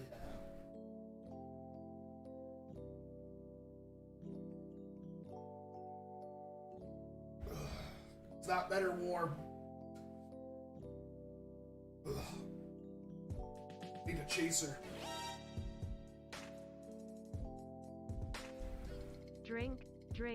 Drink rolling on the floor laughing RS is SIMO. So Rapid Strike is an S, he says. I don't think so. Yeah. I hate to, I mean, you paid me money and I appreciate it, but I don't think it's an S tier blaster. To be honest, I don't even think it's A. It might be high B. I think it's a pretty solid B. I think that right there is not bad because it has potential to go up. Yeah. And it's also like, it's the Rapid Strike. Like, you would still buy a Rapid Strike today and mod one and it would still be pretty decent. Yeah. You can make them shoot ridiculously fast and be pretty reliable. And for a while, there was that board that dropped into place. That one guy was selling, and it was. I still have a couple of those. I think those were done by. Was that done by Kelly Industries? I think. I'm not sure. I don't remember, but yeah, you could make a select fire one. So. Yeah. I think I have one of those somewhere. I might need to look that up. I hope I have one. If not, can I still buy one? I kind of want one. Those I couldn't find for a long time. Let me know, chat. At me. At WALCOM, if I can still buy this board somewhere, or if you have one that you want to sell. Select Fire Rapid Strike board. Anyway, I think it's a solid B. I don't think it goes higher than that because stock is so awful. It is pretty easy to mod, though. That's the thing. Like, you just... That's who made it. Sold developed the Select Fire, it's dead. Okay, does anybody have one? Or does anybody know Sold? Thank you, Coney. I couldn't remember the name, but yeah, that's the one I remembered. It's... My mic went out? Yeah, I already fixed it, Sam. Yeah, I'm pretty sure it's fixed. Anyway, yeah, I think it's a solid B. We can come back to it. It's not great. Like, it still hits performance. Like, you know, the rate of fire stock is sad. That's the only reason why. But it still fires fast enough. It's just the rapid. You can literally fire a strike and stuff faster than it. So, I have one and I bought it secondhand. Oh boy. Well, I think that's fair for the Rapid Strike. I don't know if any of the newer ones were better. I know, like, the Turbine uses the same pusher and it's better. Turbine has a pretty good rate of fire. Up next is, this is an interesting one to talk about. It is another Rebel blaster. It is, of course, the Guardian Crossbow, the original flagship blaster of the Rebel line. Thoughts? I thrifted one in, like, when I was first starting, and, it's okay. Does it have slam fire? I don't remember. Yes. It does? Okay. It does, in fact, have slam fire. The foregrip is tiny. It really is tiny. That's my only complaint, but everything else about it's surprisingly comfortable. And the one thing I do like about Rebel is that the whole body, like, the body shape is, like, smooth across, like, the whole line. So this one was just a big one. You could use it for integrations and all that good stuff. So, basically that. Essentially, the Guardian Crossbow is a 6-shot slam fire pump action thing. The bow arms don't do anything. It is a better version of a blaster we haven't talked about yet. The internals are a little bit more stout. I have done a spring upgrade to one and it fired pretty decently, although it didn't last all that long. Really, it was just because the plastic stretched and then it wouldn't catch anymore. I used a spring I had for it was an upgrade for a far shot, the Boomco one. It was an upgrade spring for that wasn't K26 that fit in there. Oh, okay. It's expensive, although you'll still find them thrifting all the time. They're nice, comfortable shells, in my opinion, and they could be cut down. You can basically make it the same size of basically a pistol with pump action slam fire, which makes it super fun. But again, modification performance-wise, there's not a whole lot. Yeah. And, I mean, that's pretty much it. Most people, like, you just take the bow arms off, you don't need them. They don't really do anything. Yeah, they move back and forth with a little didgeridoo in the back, right? Oh, thanks, John. Here, I'm gonna make John what I would say if I was on the right thing. Make John a moderator if he feels like moderating. What was that? Sorry? Where the bowstring goes, there's like that little didgeridoo that moves back and forth. Yeah. It's so dumb, but... I like that. I just wished it stretched the bow arms back more. I like bow arms when they stretch just to be more aesthetically engaging. Yeah, true. But yeah, it's a pump action, basically a pump action strong arm, which we haven't talked about the strong arm yet. I think the crossbow's okay. It's a bit expensive, and I think it's I would honestly put it actually high C. Yeah, I agree. I don't think it's bad by any means. It's just kind of expensive, but when you mod it, it has a purpose. And for that, I kind of feel like it still hit Elite Standard. I think it's a solid high C. I don't think it's quite B. I think everything we have in B is technically superior and better. Like $25 for this thing was kind of a joke. Yeah. Is it worse than a Fire Strike in a lot of ways? Because it was like $25, kind of a joke. Yeah, because it's pretty much like a rifle-ized pump-action strong arm. This, honestly, in the terms of this list and what we've seen coming out after 2013, this could be a symptom of a disease that Hasbro never fixed. Take a big, awesome blaster, or take a small, awesome, effective blaster, add a bunch more useless plastic to it, and charge more. That's a problem even then. Like, you'll just like, why is this thing $25, $30? Answer, Hasbro. And we can almost equate the Guardian crossbow to being the beginning of this problem that has never been fixed by them. So, whatever happened to that lever action Chronos? I still have it. I haven't finished it, but I still have it. I don't have a workbench right now, so it's kind of hard to work on it. I would like to finish it. That's the kind of stuff I want to start streaming. This is a really interesting blaster. I said with only Vortex blaster was a Diatron. Oh boy, no it wasn't, because we are looking at my wife's favorite blaster of all time. I don't know why, although it is rad as heck. The Ravonix 360. The last of what I'd call the core Vortex, I believe. In fact, we can clarify that. If I scroll down all the way, yep, it was the last of the core of the Vortex blasters. It was not the last Vortex, the last of the core of them. Have you ever used one? No. I have one in box. I have two in box, I think. But the one that I know is out of box is sitting on my deck. Oh. But basically, was it 30 discs? Yes, it was 30. So the Pyragon was the one that took the drum. And the drum was hit and miss. It was cool. It worked okay. The problem was it was so freaking heavy. And it could get jammed beyond all repair. This fixed that. The thing with the Ravonix 360 is that it loaded the discs in vertically, and then when you primed it, transitioned that disc to be vertical, while also cocking back the mechanism and rotating the drum. It did like 14 things at once, which made the prime disgustingly grindy, but also satisfying. And the internal drum worked really well. It is really comfortable, and it had a sock attachment point, and it looked cool. There's a lot to love about the Ravonix. If you blur your eyes, it looks like a Forerunner weapon from Halo, like Halo 4 or something like that. Honestly, not a bad blaster, $40, pretty expensive. The one I bought, the one that's down there on the deck, was the one I bought myself. I bought it for $7 when Target was doing a closeout sale. Should have bought more than one, didn't have the money at the time. Basically all that. So again, when you're priming this thing, you're cocking back the torsion spring, rotating the drum, and picking up one of those discs. You're not indexing it yet, you're picking up one of those discs. Then when you prime it forward, actually you might be rotating the drum also when you prime it forward, but then you're also transitioning that disc to be horizontal, ready to fire. You're doing a lot of things.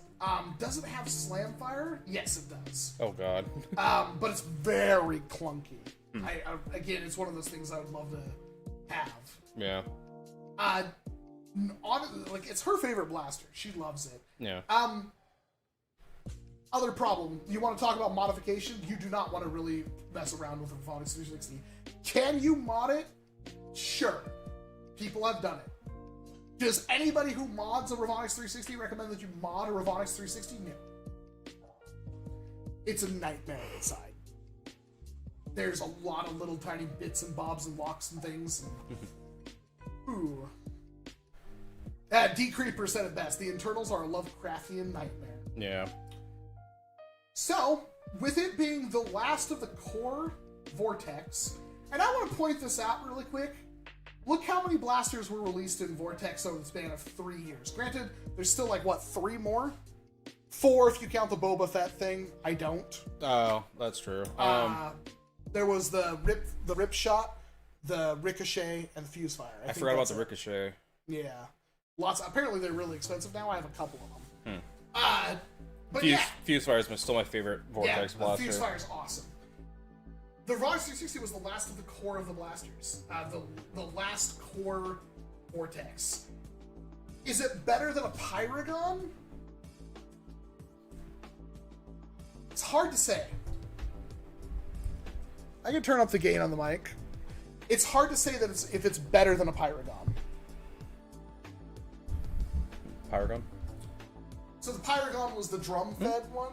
It had super silky smooth slam fire. Yeah. One of the best slam fires of any blaster. Yeah, I love Next that to thing. the Villainator was the only thing that really surpassed it. Mm.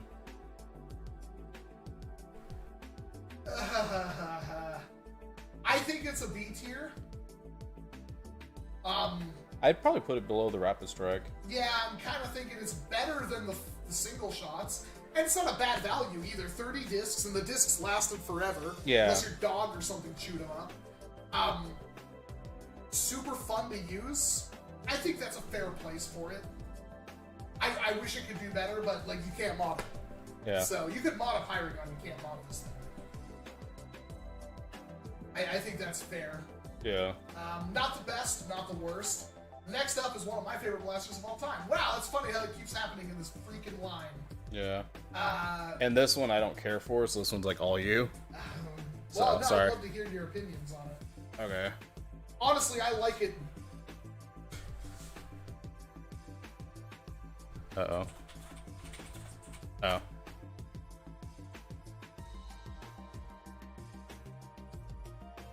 This is the reason why I like it so much.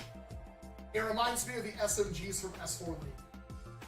It's got that same kind of super swept back grip. I just love how flippy and awesome the rough cut is. Plus it's a shotgun, it's a pump action shotgun. And really, like, it's one of the first, I want to say, pump action shotguns in NERF. I believe so. It's one of the first. The rough cut 2x4. This was the only other multi-shot madness besides the Diatron, and it was one of the first smart AR, like with the Triad. Problem. Pretty decent little blaster. It was expensive, and the smart ARs were kind of still a new thing and kind of still problematic. In fact, they still are today. You'll see with my review of the Quick 16, or the Flip 16, or 18, or whatever the heck it's called. I don't know. Point is, love the shell, love the ergonomics, slam fire, dumps darts like none other. Looks cool, but it doesn't work all that well. Even now. I love the aesthetics, but it just doesn't work. And that's a shame. Yeah. Because it's a cool blaster. And I wish more could be done with it. I would love to have a blaster like this. You know, this might be the shell that I completely gut and put like a flywheel full auto system from like a hyper blaster. Because if I want to make, I've been thinking for years, how am I going to make the SMGs from S4 League? And like, I'm thinking like, oh, now we have hyper. So I can have full auto, the flippiness, and the same grip. That's a thing to do now. Basically gut the hell out of a, like a Mach 100, or maybe I'll wait for the next line to get revealed at like Toy Fair 2022. And if there's a small full auto SMG. If there's a smaller full auto SMG thing, gut 2 of those, build them into like they won't have super high capacity or anything like that. You're a big decent capacity though, and just do that would be cool. I kind of want to do that now. And that's actually a project that you will see, because I've been thinking. I just realized that talking about it now. But okay, back to the actual thing. Is it a B tier? Oh, it's so hard, but I don't think so. Yeah, I'd say C, dude. I think it's a high C. I definitely think it's better than the Guardian Crossbow. It's one of my favorite blasters of all time. It's not an A tier. It's not an S tier. B tier, I think, is a solid high C, low B. We'll figure that out. Yeah, me personally. It's really good. See, that's the problem. It's not. The dart fit with the smart ARs was not great. It was also one of the blasters, like, people would leave them loaded and destroy their blaster because they didn't know. So they had to start adding that sticker to them. And, like, darts would fall out the front of them because of the smart ARs. Like, it had issues. Yeah. And it's not for everyone. I love it, but it's not for everyone. So, I think that's fair. Plus, there's other better shotguns. To be fair, I would use the Guardian Crossbow over it, but I agree that it's, because it shoots 2 at once, and it has a slightly higher capacity. Yeah. And it's definitely different. Like, there's other things that Yeah, exactly. Speaking of which, we've talked about this one before, too. I don't know what rank we gave it last time. Yeah. Man, Busby, you really have not changed much over the years, have you? The Sidewinder, the original one. Still a hamp. Still a Sidewinder. Arguably way less cool than the one that came out later. The one that we did of it, the one that has like the AR-15 carry handle and stuff on the top of it. Yeah, they're both trash, so I don't know. It's pretty bad. What do you think, chat? Well, we'll leave this one to the chat. I wanted to see some good discussion about the Sidewinder in the chat. Does anybody have a fond memory for the chat?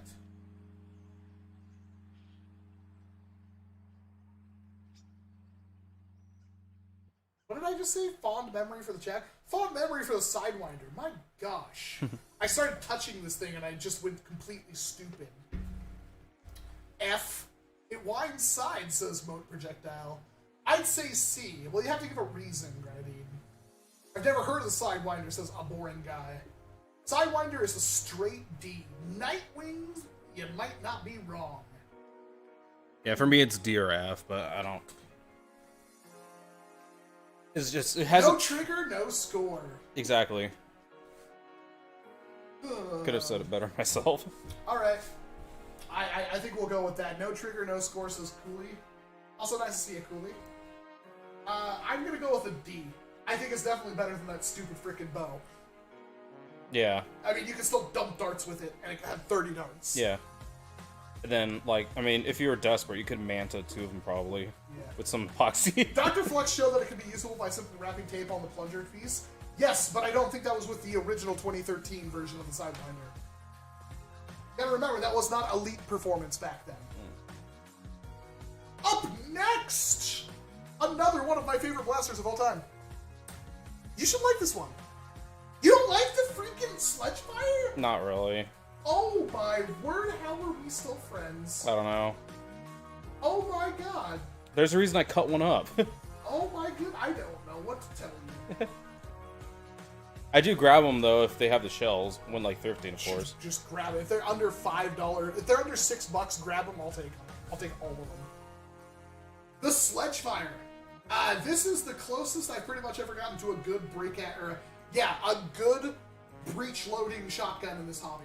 You could argue Shellfire, and I love the Shellfire. You can't really mod them all that well.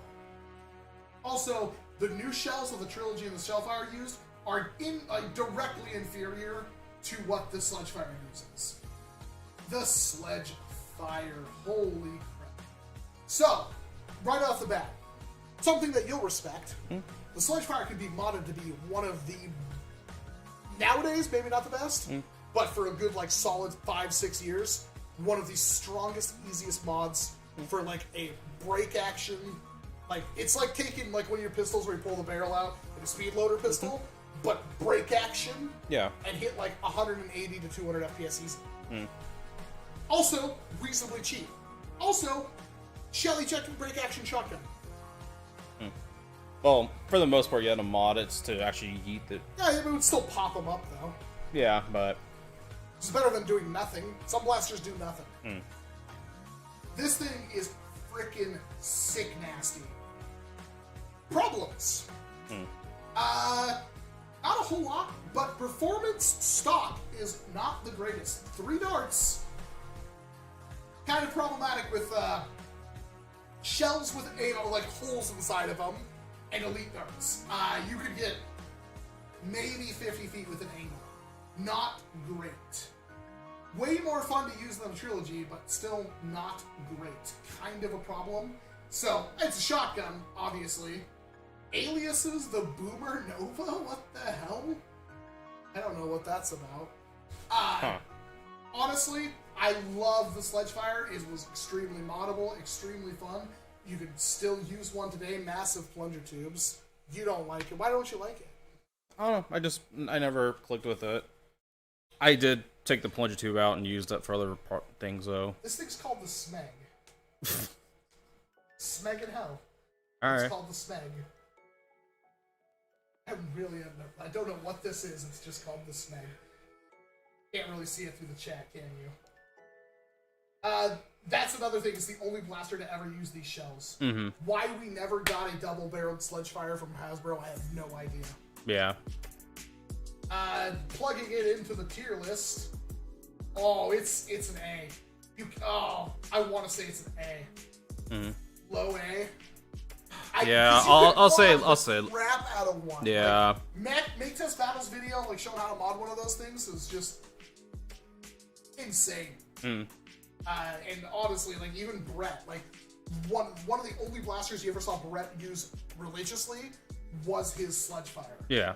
And that was a good one, not a bad one, a good one. Mm. Also, again, one of those blasters were the first thing that ever really used 3D printers. In fact, it might be the first thing I ever saw NERF-wise use 3D printers. Laser Gnome. Anybody recognize that name? I do. Because they were selling $18 a piece. That's insane to think about now, but they sold Sledgefire shells. I actually have one. I believe Homely got it for me. It was the Mega Shell. Funny to think about nowadays. But yeah, I'll put it low A. I think it's great. I think it's a wonderful blaster. It's a great shotgun. It's a fun shotgun, and you can mod it. And you can mod it to be a better shotgun, or you can mod it to be a heck of a freaking single shot primary. And because it does the break action, instead of like, pull out the barrel, load the thing, close the barrel, pull the thing back, fire it, or pump the thing and fire it, you break it, load it, close it, fire it. Really good.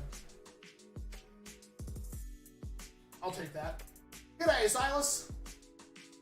All right, up next is this is an interesting one. Yeah. I'm already trying to think of how to rationalize this thing. It's the Spectre Revolver 5, the Elite version. It came with the exact same accoutrements that the original did. A suppressor, a faux suppressor, and strike barrel attachment. That was really one of the best end strike barrel attachments ever made. Yeah. And was not usurped until Modulus started doing more of those. And now suppressors are pretty much everywhere in the NERF line. And the folding stock everybody hates. I think it's kind of cool, but it also is practically useless wobbly. But it's still kind of cool. Did I miss my shout out?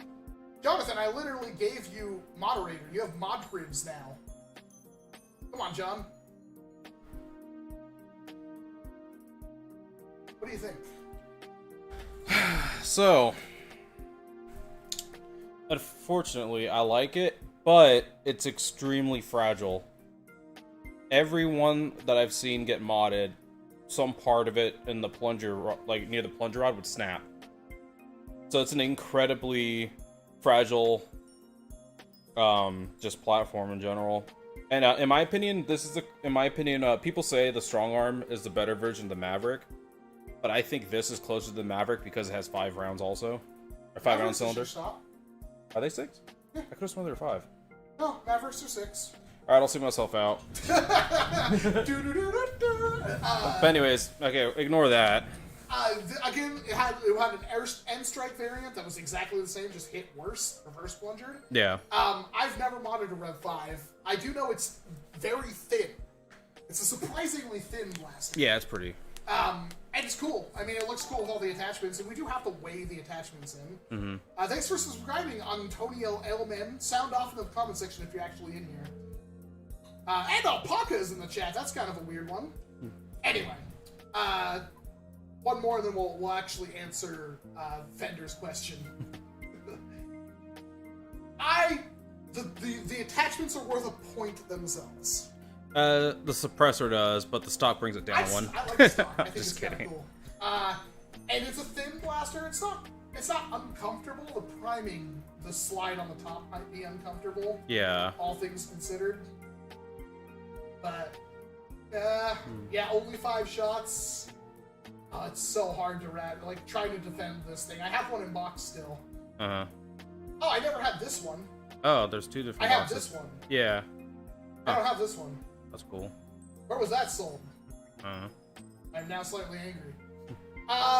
Plugging it into the tier list. Yeah. Hiding. Yeah. Basically doesn't have a future. You could argue low C, but I'd also argue like basically any other Elite Blaster would have done you better, even a Fire Strike, even a Trilogy. The Triad, the only reason why you bought one was for the stock and the not even for the stock. I know, because I bought one. The only reason I bought it was for that suppressor piece to put on my freaking Raven. That's it. So, D.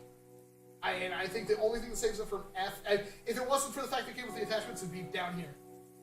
Yeah, I agree. It's not awful. You could have some fun with it, but yeah, they're fragile. They're not very useful. There are way better options. It was expensive. I mean, how much was it? At $30, I think. 20. I think it was more than that. Wait, didn't you put a Titan tank in the front of one? I did. Okay. The reason... Wait, did I do that? Yeah, I did that with Spectre. Yeah, that worked out pretty well. Because it was a thing. Yeah. That's why I used it over some other stuff. No future, but they made an icon version. Yeah, we don't know why they did that, Count Hellstrom. Did they? I forgot about that. Yeah, if they did, I never picked one up. I wonder if it's on Obtainium now. I don't have any of the icon blasters. I never bought a single one. Yeah, the long shot was so sad. So to answer Fender's question, because we didn't want to lose some momentum there after we shot Jose for Sorry. the $100 donation. Favorite alcohol beverage? Go. Mine's Moonshine. I like the one that that one shirtless dude in Moonshiners with the overalls. I forgot his name, but that guy made a Moonshine, and I had that one. It's so good. It's like incredibly smooth. Huh. I've never had it. Is it still something you can pick up? Yeah. Okay. I'll have to find it sometime. If you look for it, it's like one with like a random dog on the front of it, so it's kind of... You'll have to point it out to me at some point. I honestly, if I have to go with alcoholic, so I'm not going to do beer. I usually drink beer. I'm not a hard alcohol guy. But if I had to have a hard alcohol thing, BSP, brown sugar bourbon. I have a bottle of it in the fridge that was given to me by Ryan from Soul Fox Industries as a happy birthday present. It's my favorite. Love it. It's delicious. Super smooth, super sweet, super awesome. Still burning. I'm not much of a hard alcohol person. I like it though. So that answers your question, Fender. I hope you're still around. Back to the tier list. We have one of my favorite blasters. But again, I'm pretty reserved about this. What is this anime game I'm seeing? Oh, that's Scarlet Nexus, isn't it? Distracted. Super distracted with song. We have the Strong Arm. The antithesis of the Hammer Shot. Stock! I think the Strong Arm is better than Hammer Shot in every single way. I think the Strong Arm is an awesome stock blaster. I also think the Strong Arm was one of the best Elite blasters and really should have been the second coming of the Maverick. It really was supposed to be in every single way. But the Hammer Shot kind of overtook it. Things the Hammer Shot does well. Slam Fire. This sucker is so much fun to slam fire.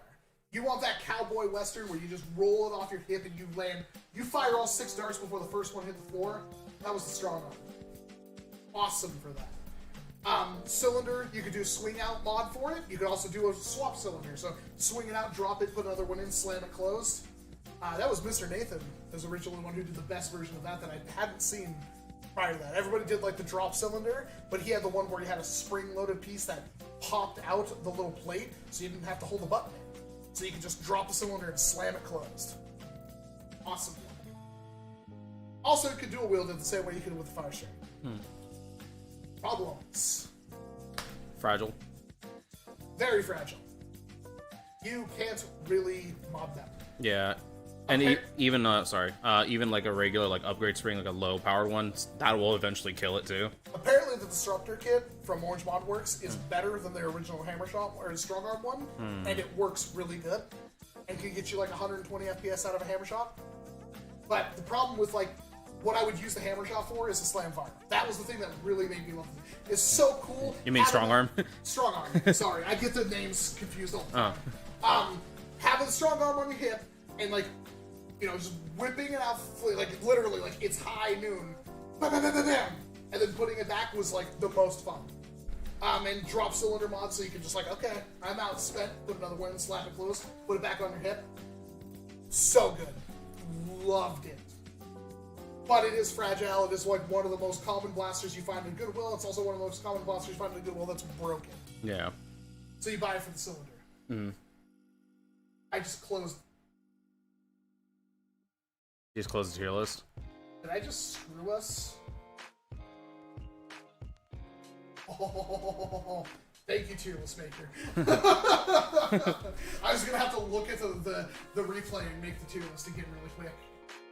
Plugging it into the tier list, I don't think it's a Sea Blaster. I think it's definitely better than I think it's definitely more usable. It's not very expensive compared to the Rough Cut. I think it's definitely better than pretty much those. I think that's a fair placement. Solid middle of B tier. I accept that. It just doesn't have much of a future. I still think everybody should pretty much have had one. If you haven't, pick up a Strong Arm, rattle off those 6 darts it comes with. Super fun. Oh, the Amazon ones have the fancy colored ones too. That's true, and I picked those up as well. Lucha, have you had sarsaparilla flavored moonshine? SR10. I have not. That sounds interesting. Does sound interesting. I think it's a solid B. Cooley says give us Disruptor instead. No, so Disruptors I feel worse than the Strong Arm in every way, right? I don't think there's any actual internal differences. I could be wrong. It depends if you like the cylinder popping out or if you like it fixed. Cylinder popping out's way cooler. It is, but I kind of wish they would have made one kind of like the cross between a Strong Arm and that Legend Fire, the break action thing. That would have been a great blaster, Hasbra. yeah. Why do you not make great blasters anymore? Well, Select's pretty good. Yeah. Up next is, God, it's this thing. I hate this thing, but we know where it's going.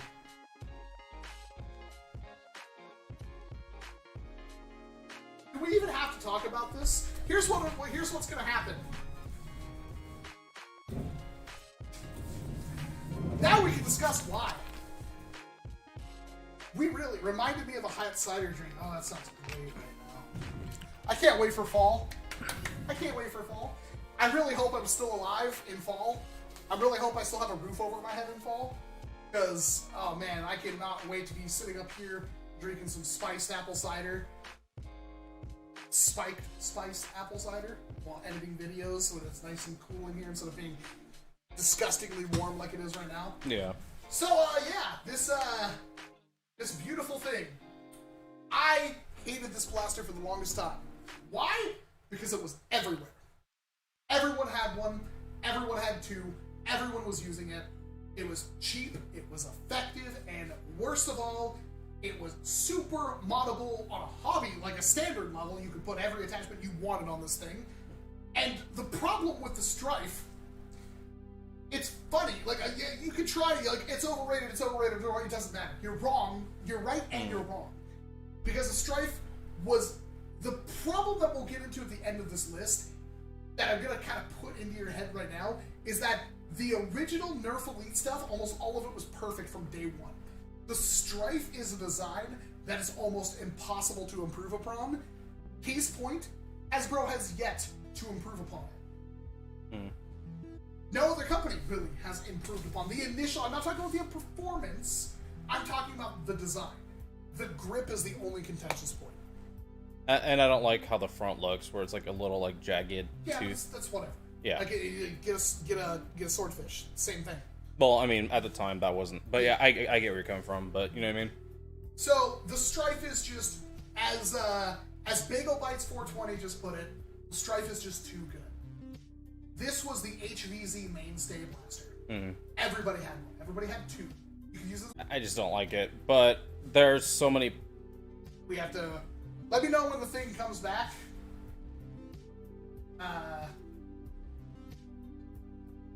Let me know when we're back, chat. I know, because like every what is it? How long have we been streaming? Like 2 hours, 5 minutes. Like every like 2 hours, or maybe it's just every time it's 7:05. Their servers like reset or something. Like. Thank you. I don't know why, but yeah, we always lose like for half a second at like 7:05 every time. Go on. Okay, so yeah, it's whatever. Like, there's so like I don't like this blaster at all. But there's, again, so many parts you can buy for it.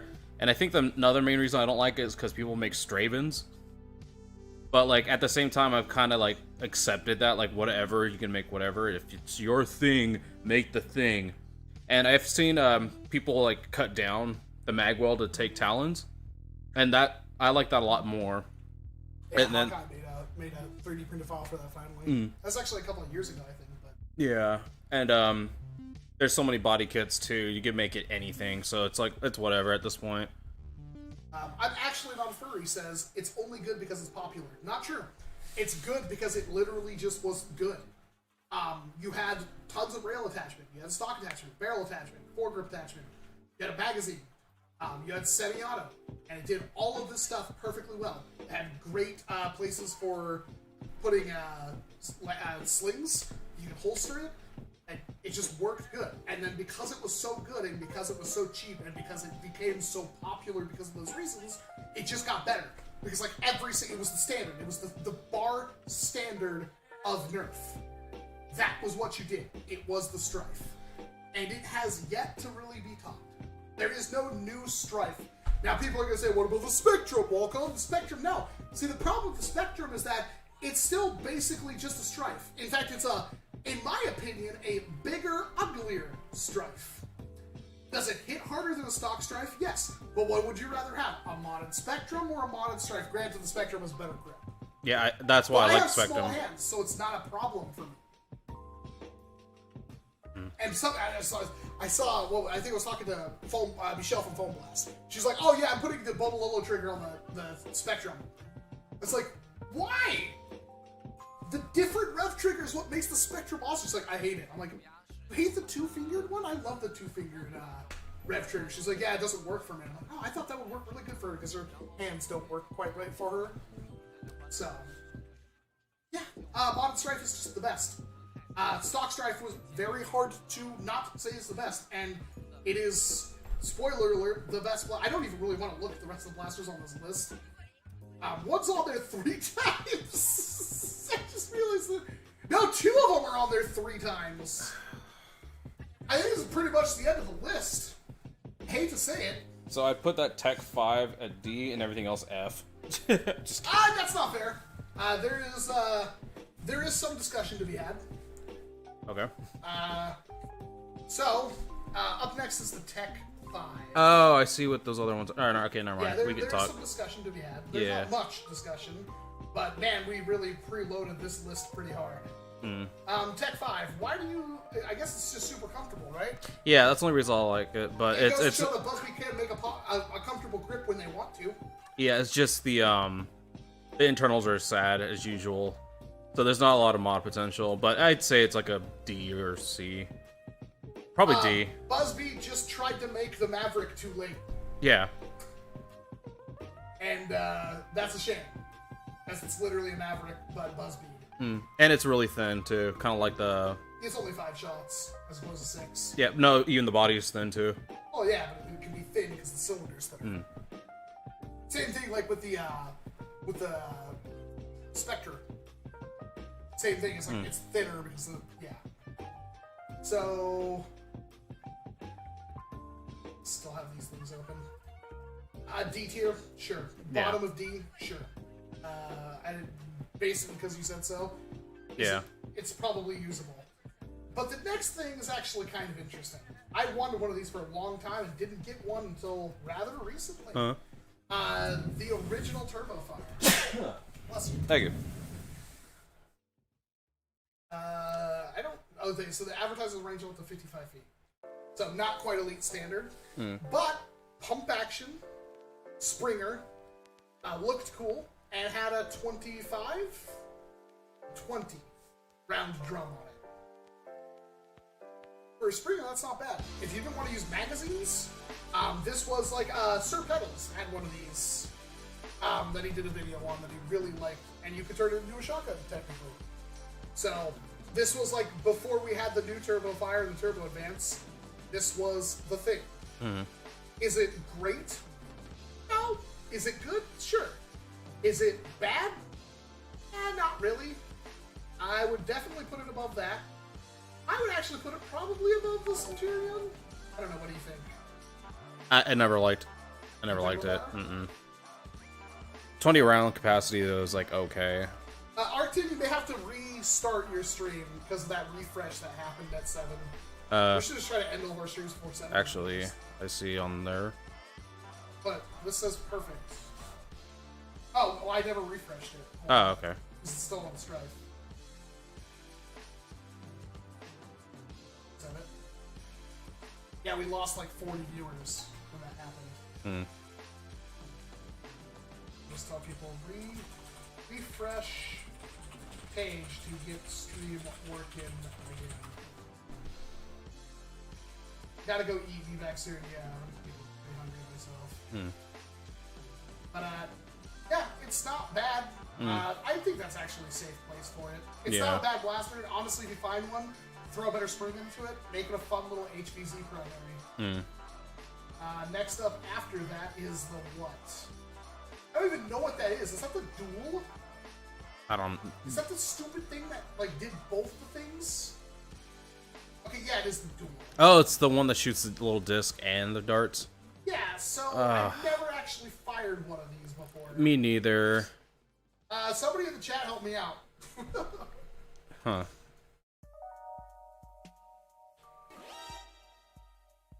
You were quite welcome, Robert. Thank you very much for the $5. I just modded my Proton and now it hits 63 to 65 FPS. Before it was only hitting 51 FPS at best. I appreciate you brining up modding Vortex earlier stream. Yeah. So, anybody ever really used one of these before? Because I've found them thrifting. I probably have 70 of them now. But I've never actually fired a disc out of them. I imagine it wasn't good. Yeah. Because if it's like the other one, I'm pretty sure when you pull the trigger, there's a little like fork hoop thing that goes like this, and at the end it releases and just yeets, I think. And I've played around with one of those kinds of blasters, but the performance was obviously bad. It was like 10, 15 feet maybe. I'm talking about for the disc. The dart, I have no clue. Alright, so nobody really has anything good to say about this. It advertises a fire range of up to 55 feet. Probably hit that. I really don't believe it. Other than the discs, I don't know how well those work. What is the purpose of having the dual ammo? I don't know a single zombie that had anything special with Vortex or what I call Petri ammo. Wait, that trigger looks gross too. Like. Yeah, no, it looks everything about it. Yeah, I would just put it in D or F. Probably F. I'll put it low D. Yeah, it's still better than. I think it's technically usable. F. High F. Yeah, put it above the bow. There we go. Now we're cooking. Speaking of probably another F blaster. Get the H. I mean, it's hard to like be too mean on it, but we are looking at a single shot break action, pump action blaster. Dude, I love this thing. It's garbage. So when I thrifted one, I didn't notice, but the actual priming rod, where it's connected to the pump grip, was broken. Oh. So what I did was I just took the whole front off, so it was just a pistol with the little crappy stock, and I put a screwdriver down and to prime it. Yeah, so I've modded one of these before.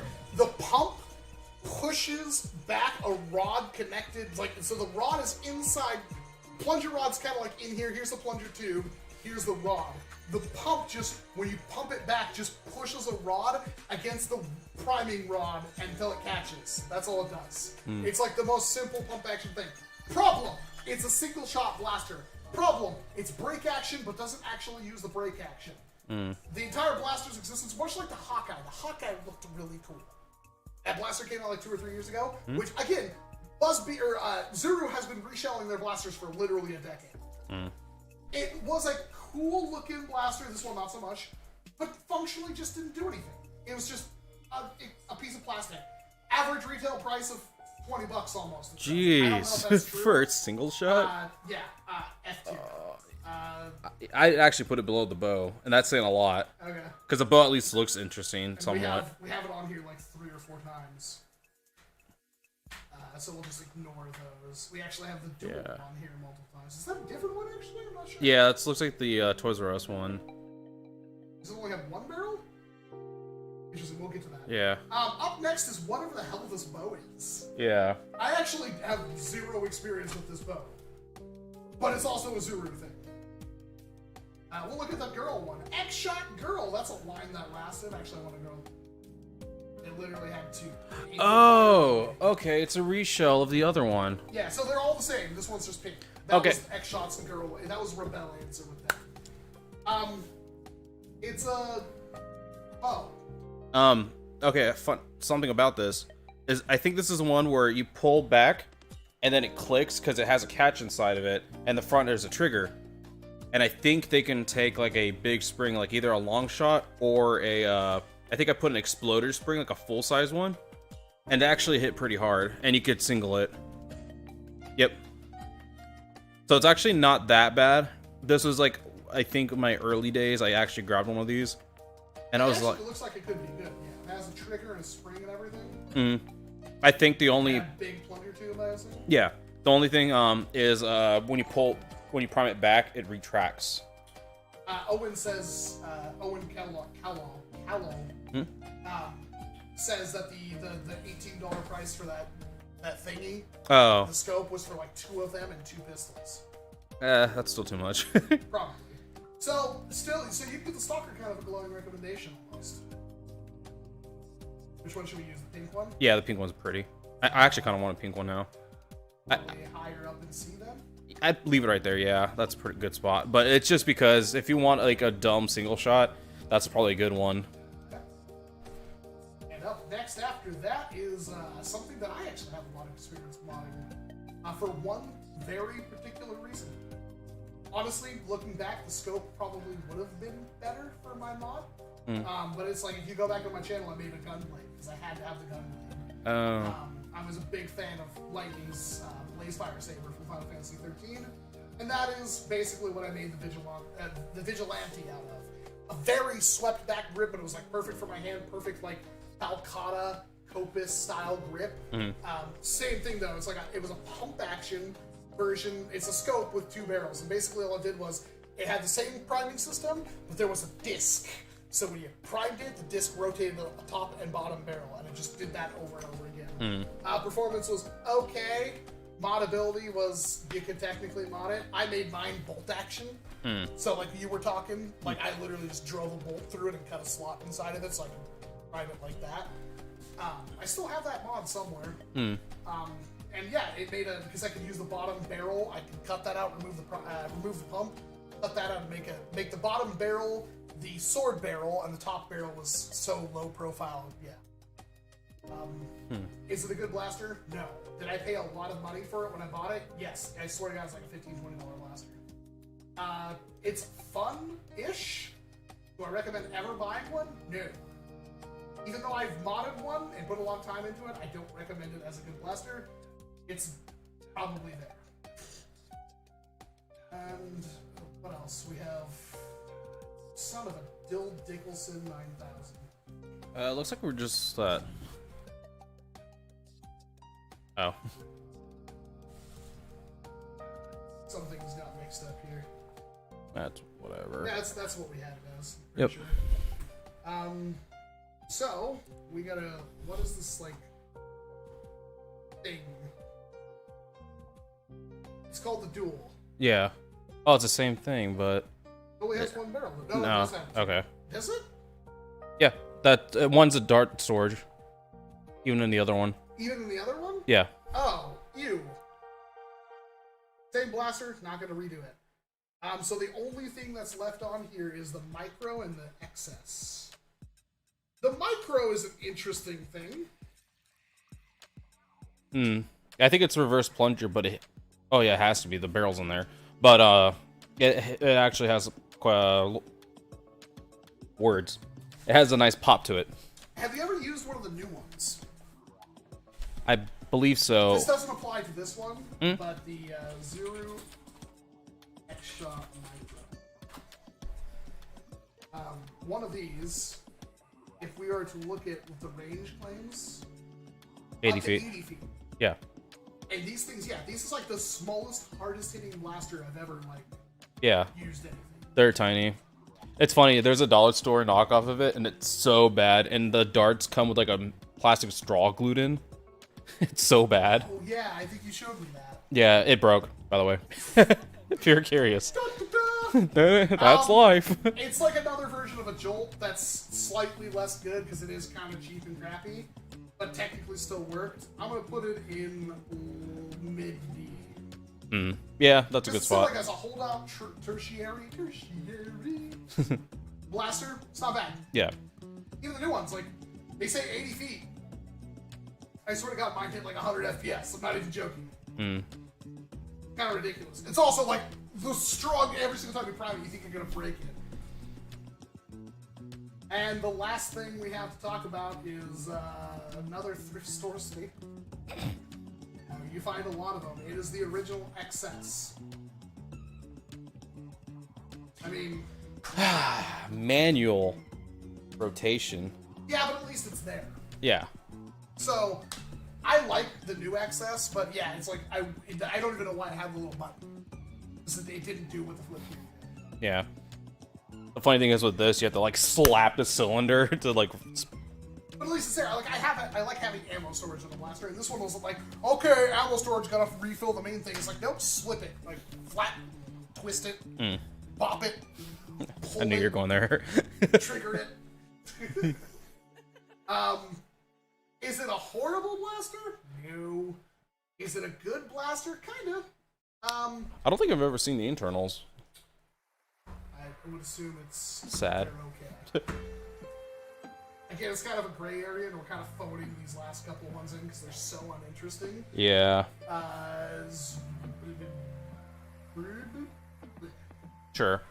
That works. So...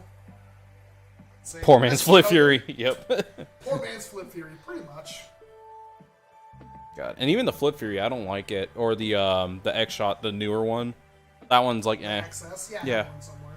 Yeah, that's one of those ones I bought brand new, modded, played with it, and then I was like, alright, time to give it away at a war. Happens a lot. It's usable. I would say that, but yeah, it's not great. So there's our tier list for 2013. Funny enough, this is one of the last years where NERF was ahead of everybody else. Yeah. And NERF was so far ahead they could never even beat themselves.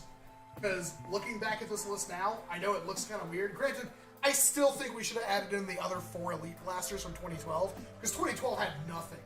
Yeah. If we go back and look at 2012, there's practically nothing. Yeah, and one was a Raven. The original. Yeah. So it's like, the Adventures, like, we probably won't do a 2012 tier list, because it's so boring. Yeah. Adventures Hawkeye bow. Not bad, but it's just a big bad bow. Yeah. Ninja Commando Blaster. Somebody was, I think, was it John? Was asking, like, oh, I wish they made, like, a G.I. Joe Nerf blaster. They did at one point. It's a, what is that, Fury Fire? Yeah, With whatever from Dart Tag. with some kind of scope attachment on it. Fire Fission. I bought some of these. They're awful. They're also not blasters, but they're awful. Raven CS-18, the original one. Yeah. And then towards the tail end of 2012, They released the Hailfire, the Rampage, the Retaliator, and the Stockade. 3 of these are amazing blasters. And the other is a stockade. The other is the Stockade. They released the Vortex stuff. I guess Vortex has been around since 2011, I assume. But they had the Pyragon, an amazing blaster. Luchathor is just a Praxis, and then of course Praxis Proton. These were all just Sonic series apparently. Super Soaker 2011 series, Battle Shield. I've never even seen that before. Soaker Bolt, Booster. I've never even seen these things before. Lightning Storm, Electro Storm. These are Super Soakers. Captain Rex Electronic Blaster. Don't I have one of these? I assume you do. 3 stiff darts. What the hell's a stiff dart? Huh. It was featured initially 3 blasters. Guess we'll have to Google, like eBay those later. It features a flat, hard plastic tip with a thinner amount of foam. The dart itself is more durable than a regular microdart due to the thin plastic running down the center of the dart. Oh. Okay. That's why it's a stiff dart. You're the stiff dart. Alright. Blue Elimination, best set of jolts ever. What the? What even is that? The 8 darts blaster? Oh, that. Oh! Why? What is it? I've like never seen it before. I've only seen the body blaster. I've never seen the rest of it. It had like a HAMP missile launcher? What is that? Bless you times 2. Thank you. What the heck? Oh, I want one now. I really do want one. I've never seen one. I've seen the main body blaster so many times. Yeah. I didn't know it came with a freaking missile launcher. Holy crap. I bet that thing's just, like, horrible. Dude, HPA? HPA. Really interesting. The Excess! What? The Excess! Again. The Cougar, my favorite. The Jaguar, his favorite. Rogue. Same things. Rapid Fire Tech Overlord, apparently. That was the year of the Overlord. But yeah, you can see, like, I don't even. The Quick Fire 10. Never seen one before. Ever. But yeah, you can see how boring this list would have been. Like, there wasn't a whole lot going on in 2012 for some reason. Yeah. I don't know why. Pretty boring. It just apparently sucked. What was 2011? I have one of these. I didn't know there was 2 other ones. Crap. I have this one. Have that too. Oh, hey, look, it's Dark Tag. Love it already. Jolt. That was the year of the Jolt, apparently. Big Bad Bow. Gear Up. Bunch of good stuff. Sonic Whiteout, Vortex. Super Soaker. Look at that. Last time we got good Super Soakers, pretty much. Wait, I didn't see the Long Strike on there. Did that come out later? Like a year later? Oh, it is there. Never mind. Yeah, but that's not the original one. Sorry, I meant the Whiteout. I don't think we've gotten to End Strike yet. Okay. Super Soaker, Busby had the Rads 12, Surge 6, Surge 10, Torrent, Turbo 12. That's the Semi-Auto Flymover, isn't it? Yeah. And then, oh my god, look how much Busby. Wow, Busby slapped that year. Jeez. Jesus, We Busby. might have to do this list sometime. Yeah, no, this is definitely Jesus. one. Oh, okay, never mind. They just had the variants that year. Okay. Huh. And the Jolt. So wait, hold on. If I go to 2010, am I on Jolt again? Iron Man, Enforce stuff that we never got again. No more Jolt. So the Jolt was 2011, and I remember the first time I got a Jolt, I was like, holy crap. Wow, 2010 is packed. Alright, well, all very, very interesting, but we are talking about our tier list. Woo, we're done! Yay. Lay it on me, Jose! We're starting with the bottom blaster and working our way up. It is... That thing. Good job. That's the Vigilante. Not the Vigilante 8, nor the Vigilante 8 second offense. Although it is pretty offending. It's the Vigilante. It's a pump-action 2-shot break barrel blaster. Horrible. Up above that is the... Heartbreaker, buddy. The Hanzo. The Hanzo. The Hanzo. Ryukawa Ketsukaru. That's not even close. I'll keep going for this. It's a single shot, pull back, non-triggered, expensive, bigger fire strike. So it's awful. And then the duel. It's awful. It sucks. So I'm going to be the critic. Yeah.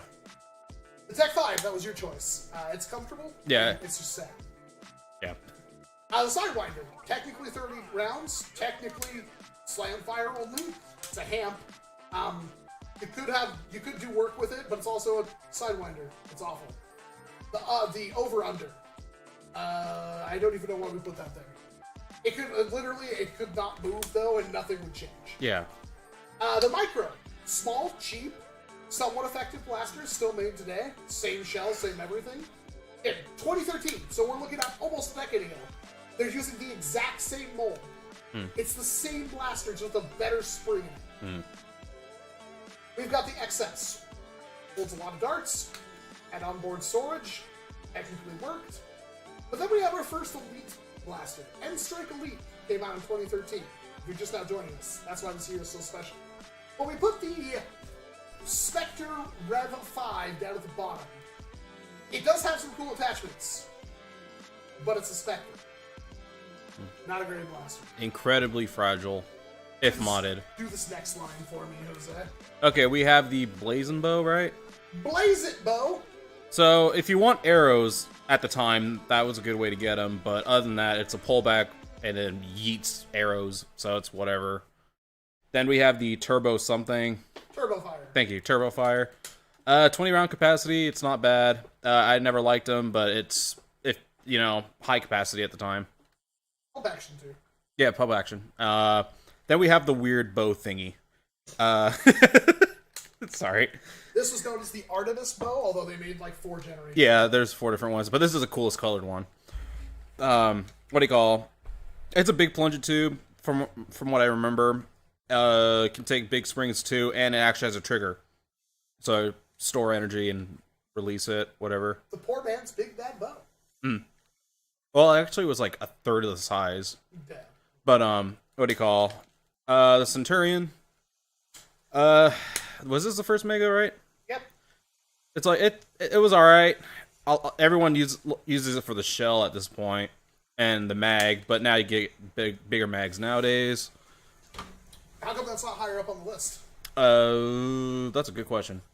Because it jams. Yes. And you only got the one mag. You couldn't get more unless you bought a specific set. And it jams. And it obviously didn't perform that well. And you really couldn't mod much of it. Yeah. Up next is the Auto Tech 20.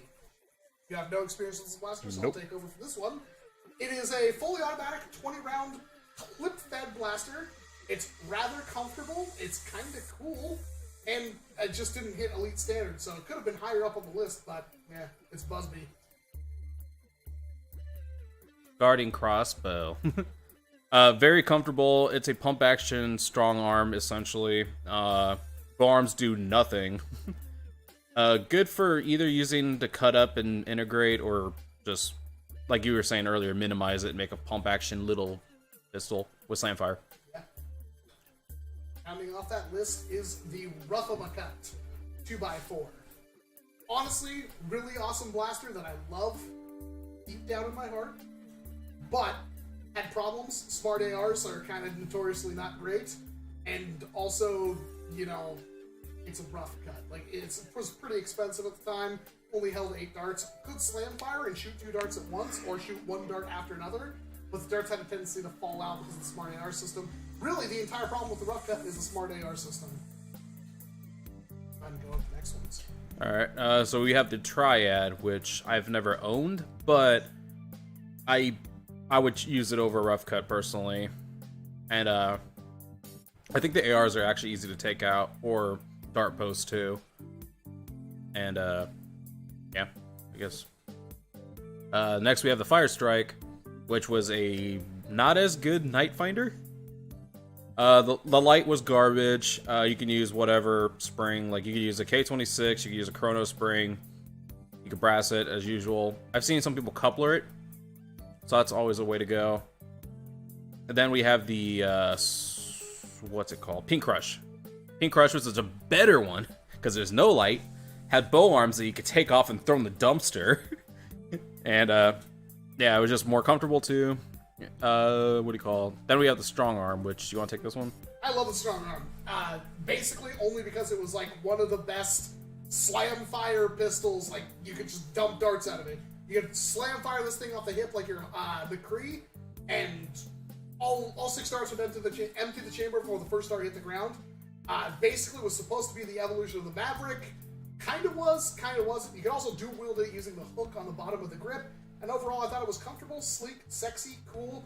Problem, very, very fragile. They broke all the time. Next up after that is the Revonix 360. This is my wife's favorite blaster of all time. It is a Vortex blaster with an integrated 30-round drum. It made it look like some kind of grenade launcher. This thing looks rad. Problems with it is that it's, well, Vortex, and it's an extremely chunky, grindy prime. Because when you're priming this thing back, you're not only priming the spring back, you're also rotating the cylinder, taking a disc out of the cylinder, and then when you're priming it forward, you're finishing the cylinder rotation, and you're also putting the disc from a vertical position that you loaded it into a horizontal position for firing. It's pretty gross. Next up, we have the Rapid Strike. This is a loved blaster for a lot of reasons, but not for being a stock blaster. Rate of fire is very poor out of the Rapid Strike stock. But it's cool, it's somewhat comfortable. The grip's not the greatest, although there's ways to fix that. But the shoulder stock and the cheek rest were phenomenal. Looked rad, and it's pretty easy to mod. I think the modability of the Rapid Strike is what made it so desirable. And rounding off at the top of B is one of my favorite blasters of all time, the Diatron. The first video I ever did on this channel, Nerf related, was the Diatron, asking why everybody hated it. You could one-hand this thing. You could it's shotgun, 2 discs at reliably high performance, and it was just so much fun. It was super effective, super fun, and there's really not a whole lot of other things like it. A multi-shot pistol shotgun, essentially, in the hobby that could be used one-handed. Problems. Very difficult to mod, in my opinion. It takes a lot of work. It's not something anybody can do. And also, they tend to be somewhat fragile. If you didn't mod them, people broke, the priming rods and stuff on them all the time. And it was a disc blaster, which at this point, like, they were kind of falling out of favor. It still has a purpose, but it has its issues. Alright, so next, bottom of A, we have the Sledgefire, which has a decently big plunger tube. It has an equivalent spring to K26, and what do you call it? You could single it, make it very powerful. What do you call it? There's a bunch of aftermarket shells nowadays too. What do you call it? The grip was pretty comfortable. I still don't like the wrap job, but it's better than a blaster that's coming up, in my opinion. I mean, it was, just to interject, one of the only blasters where to prime it, you broke the barrel open. The only other one's the barrel break, right? Yeah, but that one had to come out forward first, but yeah, you're right. Now, the Sledgefire is still an amazing blaster. Yeah. And then we have my baby, the Raven. It's pretty much... It's like the only... Like, at a time, it was the only bullpup freaking blaster at the time. A flywheeler, it did suffer from barrel drag. The trigger, if you didn't mod it and fix it, it could get sticky at times. Like, some of the ones I've thrifted have been pretty bad. My friend, my coworker actually gave me one that he found in a river. Oh, that's right. That one, he gave me that and a Strife that he found in the river. So I could make a river Strafe. Oh, goodness. Anyways, I love this blaster. It came with glow-in-the-dark darts as well. You are amazing. It suffers from small battery compartment. I just got a $10 donation from Miko that says, "You are amazing." Well, thank you very much. You are amazing too, Miko. Thank you very much for the $10. I really appreciate it. Alright, so, yeah, okay. So, next we have the Elite Alpha Trooper, which I do not like, but it's pretty comparable to the Rampage, aside from where the mag feeds. What do you call it? It has slam fire, and, the reason I don't like it is, like you were saying, or we were saying earlier, is that you have to C-clamp it.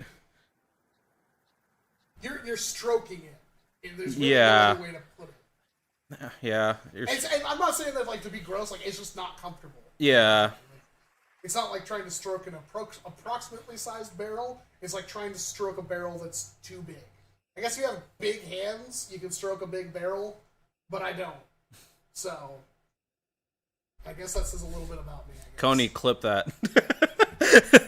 All right. It's okay. I live. It's fine. All right, then finishing A tier, the Stinger Raven, which is it's almost half the price of the original Raven. Yeah, it's so pretty. It doesn't come with a glow mag, but that's whatever.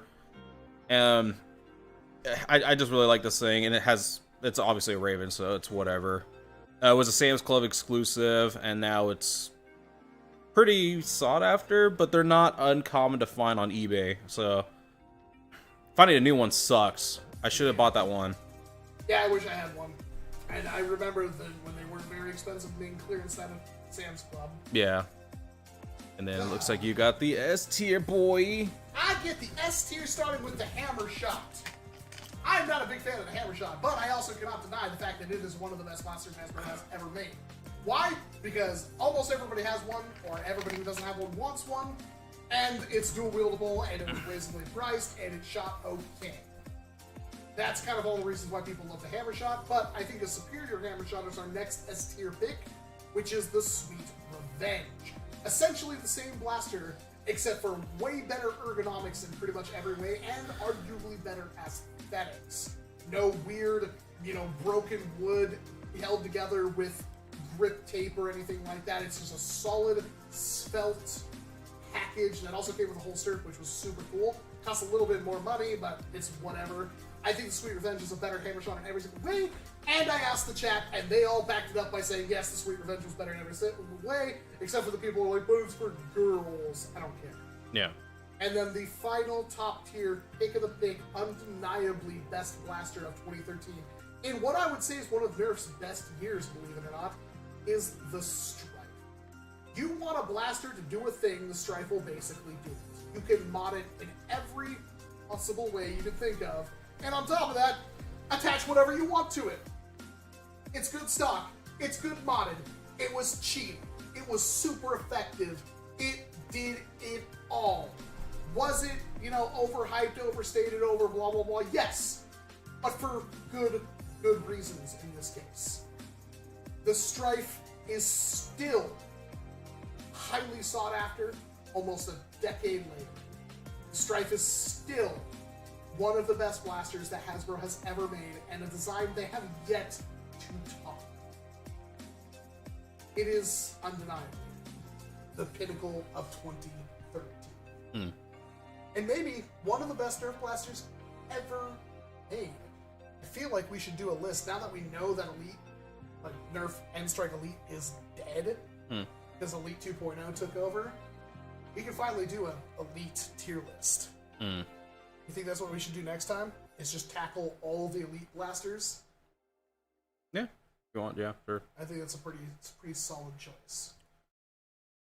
An amazing blaster that really can't be beat. Again, is it overhyped and overused and everything? I agree. But it was those things for a reason. So that is our tier list for 2013.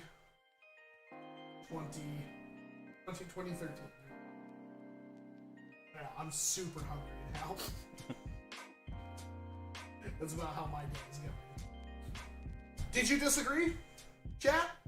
Or do you think this is a pretty solid list? What are the biggest points of contention for the chat?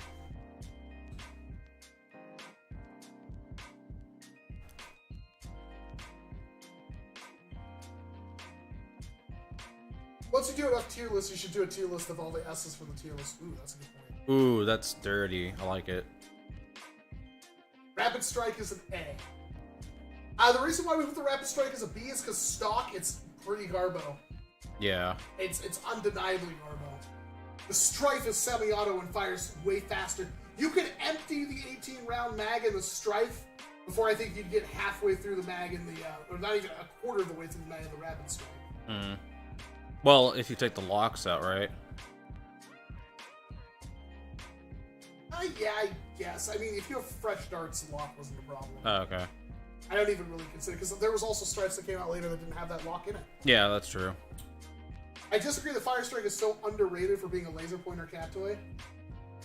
Kinda. I'm allergic to cats, so that doesn't work for me. Revolix was too low, Rough Cut was too low, Sludge Fire was too low, and the Hammer Shot is overrated. I mean... What was that? Let me see. Onyx was too low, Rough Cut was too low, Sludge Fire too low. Hammer Shot overrated. I mean, if we try to say the Hammer Shot's overrated, there's gonna be somebody who's like, where's the Hammer Shot? So... Yeah, like, I could almost argue the Hammer Shot belongs in A and then leave the Sweet Revenge. Yeah. But it's like, it's the same thing. The Hammer Shot's just too fun. Like, that was a blaster that single-handedly got people into the hobby. Yeah, exactly. I think it was one of my first mods. That and the Elite Raven were, I think, my first 2 mods. Yeah. Rapid Strike. Yeah, everybody wants a Rapid Strike higher. I'd put it above the Sludge Fire if I had to move it. See, the Rough Cut, like, I could argue the Rough Cut could go up to B, but it's not, like... The problem is the Rough Cut actually has issues. Yeah, that's why we put it at the top of C. It has... You could love the crap out of the Rough Cut, but it still has issues. Yeah. Spade arms is just a problem. It's saying, like, I want the strong arm higher. I don't disagree, but the problem with strong arms is it's super fragile. They break all the time. Those 2 little wing tabs on the plunger rod broke even unstock performance. Yeah. Let alone modern. I think it's where it is for being a cheap disposable dump of a revolver. I think it's fair. Like, we do back up, like, our placements almost always, except for the Tech 5. I don't know why that's doing there. You can drop it. It doesn't matter. It really doesn't matter. It's technically better than the other things. Yeah.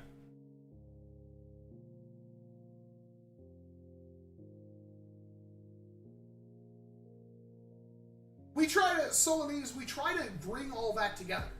Like, we take a little bit of, like, what you can do with it now, what it did back then, how cheap it was, how durable, reliable it was, and how much fun. And we try to blend that all together into a coherent list. Like, something could be super fun, but if it was expensive and garbage and had no mod potential, well, you get something like the Revonix. Actually, most of those things didn't apply to the Revonix. The Revonix was a great blaster, but...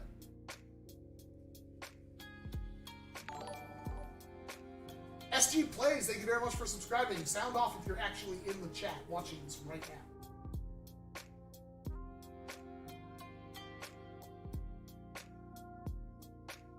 Functionally, the Strife is best modded, but it's like vanilla. I agree, but unfortunately, vanilla is one of those flavors that almost everybody likes. I wanted a rough cut until I got a rough cut. I'm gonna make those SMGs from S1 League one day. Yeah. I think we're good. Yeah. Honestly, I don't think there was that many blasters, but this is also like the last year that NERF didn't have competition. Yeah. So I think like next year we got Boomco, right? Or at least close. Let's find out.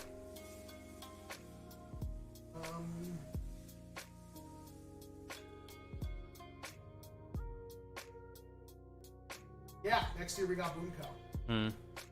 Granted, it's not like Boomco beat NERF. They did in a couple of ways, but Dark Zone also started picking up their stuff in that year too. Like, they've always been around, but they picked it up. Then you go to 2015, this is when Boomco really started to shine.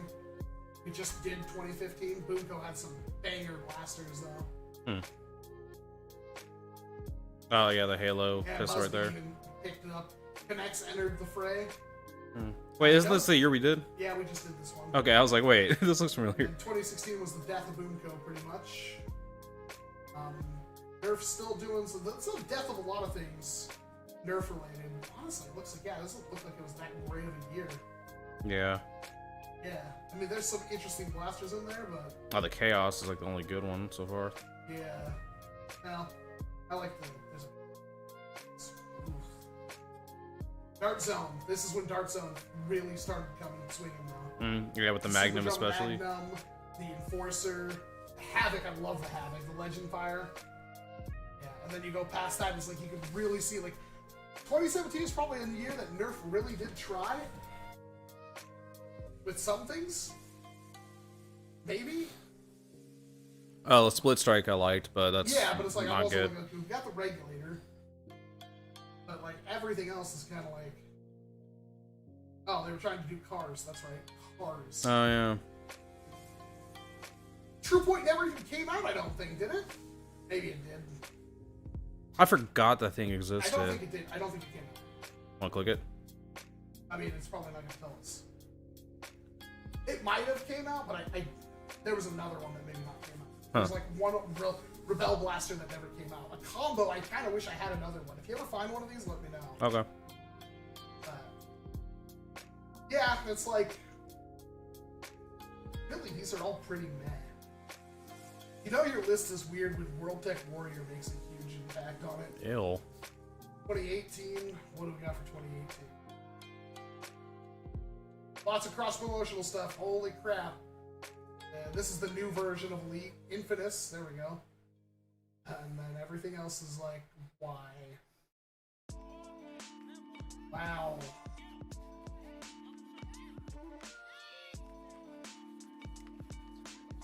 Stormtrooper. Oh, the Hades. Yeah, there's some Rival picked up here. It's like the last swan song of Rival, huh? Hmm. Vortex came back. Zombie Strike was limping along. My goodness. Quantum. Oh god, the thermal tracker. Yeah! Oh, I hate that thing. What was that other one, the red one? I haven't seen that one yet. The what? The red, like the thermal zenith. Oh, and the- thermal hunter. Yeah, were those weren't 2019, those were back then, right? I believe it was Oh 20. god, Elite 2.0 or Alpha Strike, you! Yes, I think it was Cross 2019. promotional, lots of it! Oh. Mm. And then assembler gear that nobody bought. And more micro shots than you could shake a Jesus. Then Rival. Some cross promotional stuff. Literally all of it was cross promotional right here. Icon series, all of them were garbage. And Strike Elite, Titan, Trilogy, Ruckus, Blaster Scooter. The long shot wasn't on there. Oh no, that came out last year. Oh, did it? Yeah. Megalodon. Heck yeah. Bacon Strike Cyclone Shock. Shadow. Oh god, the Shadow. Ew. Hypnos. This is one of those things I need that I don't have that's really expensive now. Percy's. Oh, yeah, this might have been the last ditch for Rival. Nailbiter. Mm. Nailbiter Zoom In Dude. I never knew that was a set. I want that. In package for collection purposes.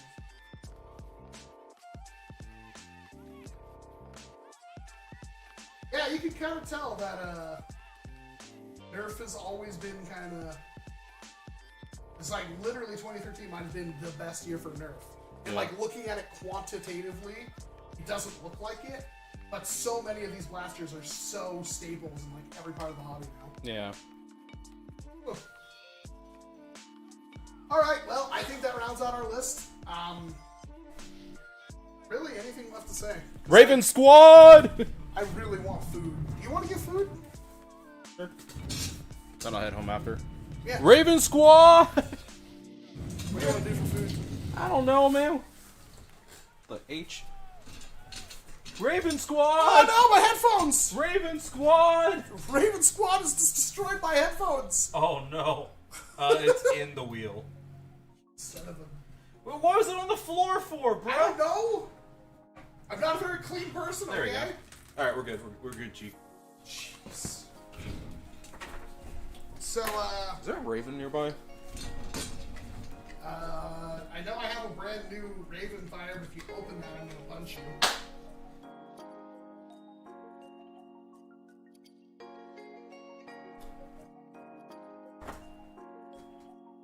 Bruh. Alright, well, I think we're gonna get some food, but thank you very much for joining me, everybody.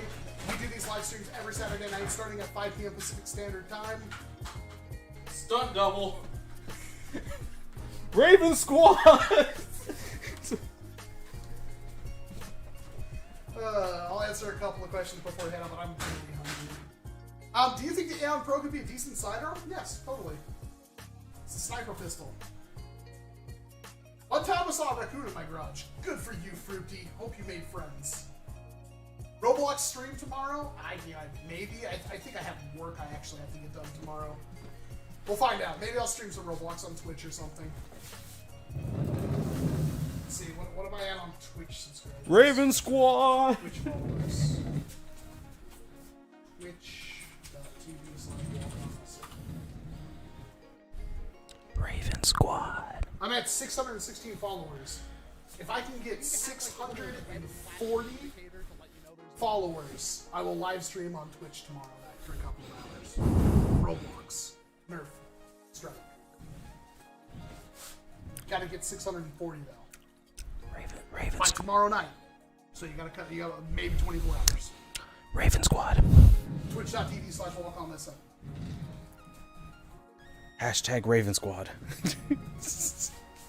I think we're both hungry. It's getting just kind of crazy. Love you all. Thanks for joining us.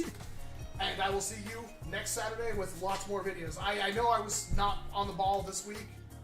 I filmed a lot. I filled a memory card. We will have lots of videos. It's just editing that. It's a mental prison that's hard to shoot. Take care, everybody. I'll leave you with the rest of the song. Raven Squad.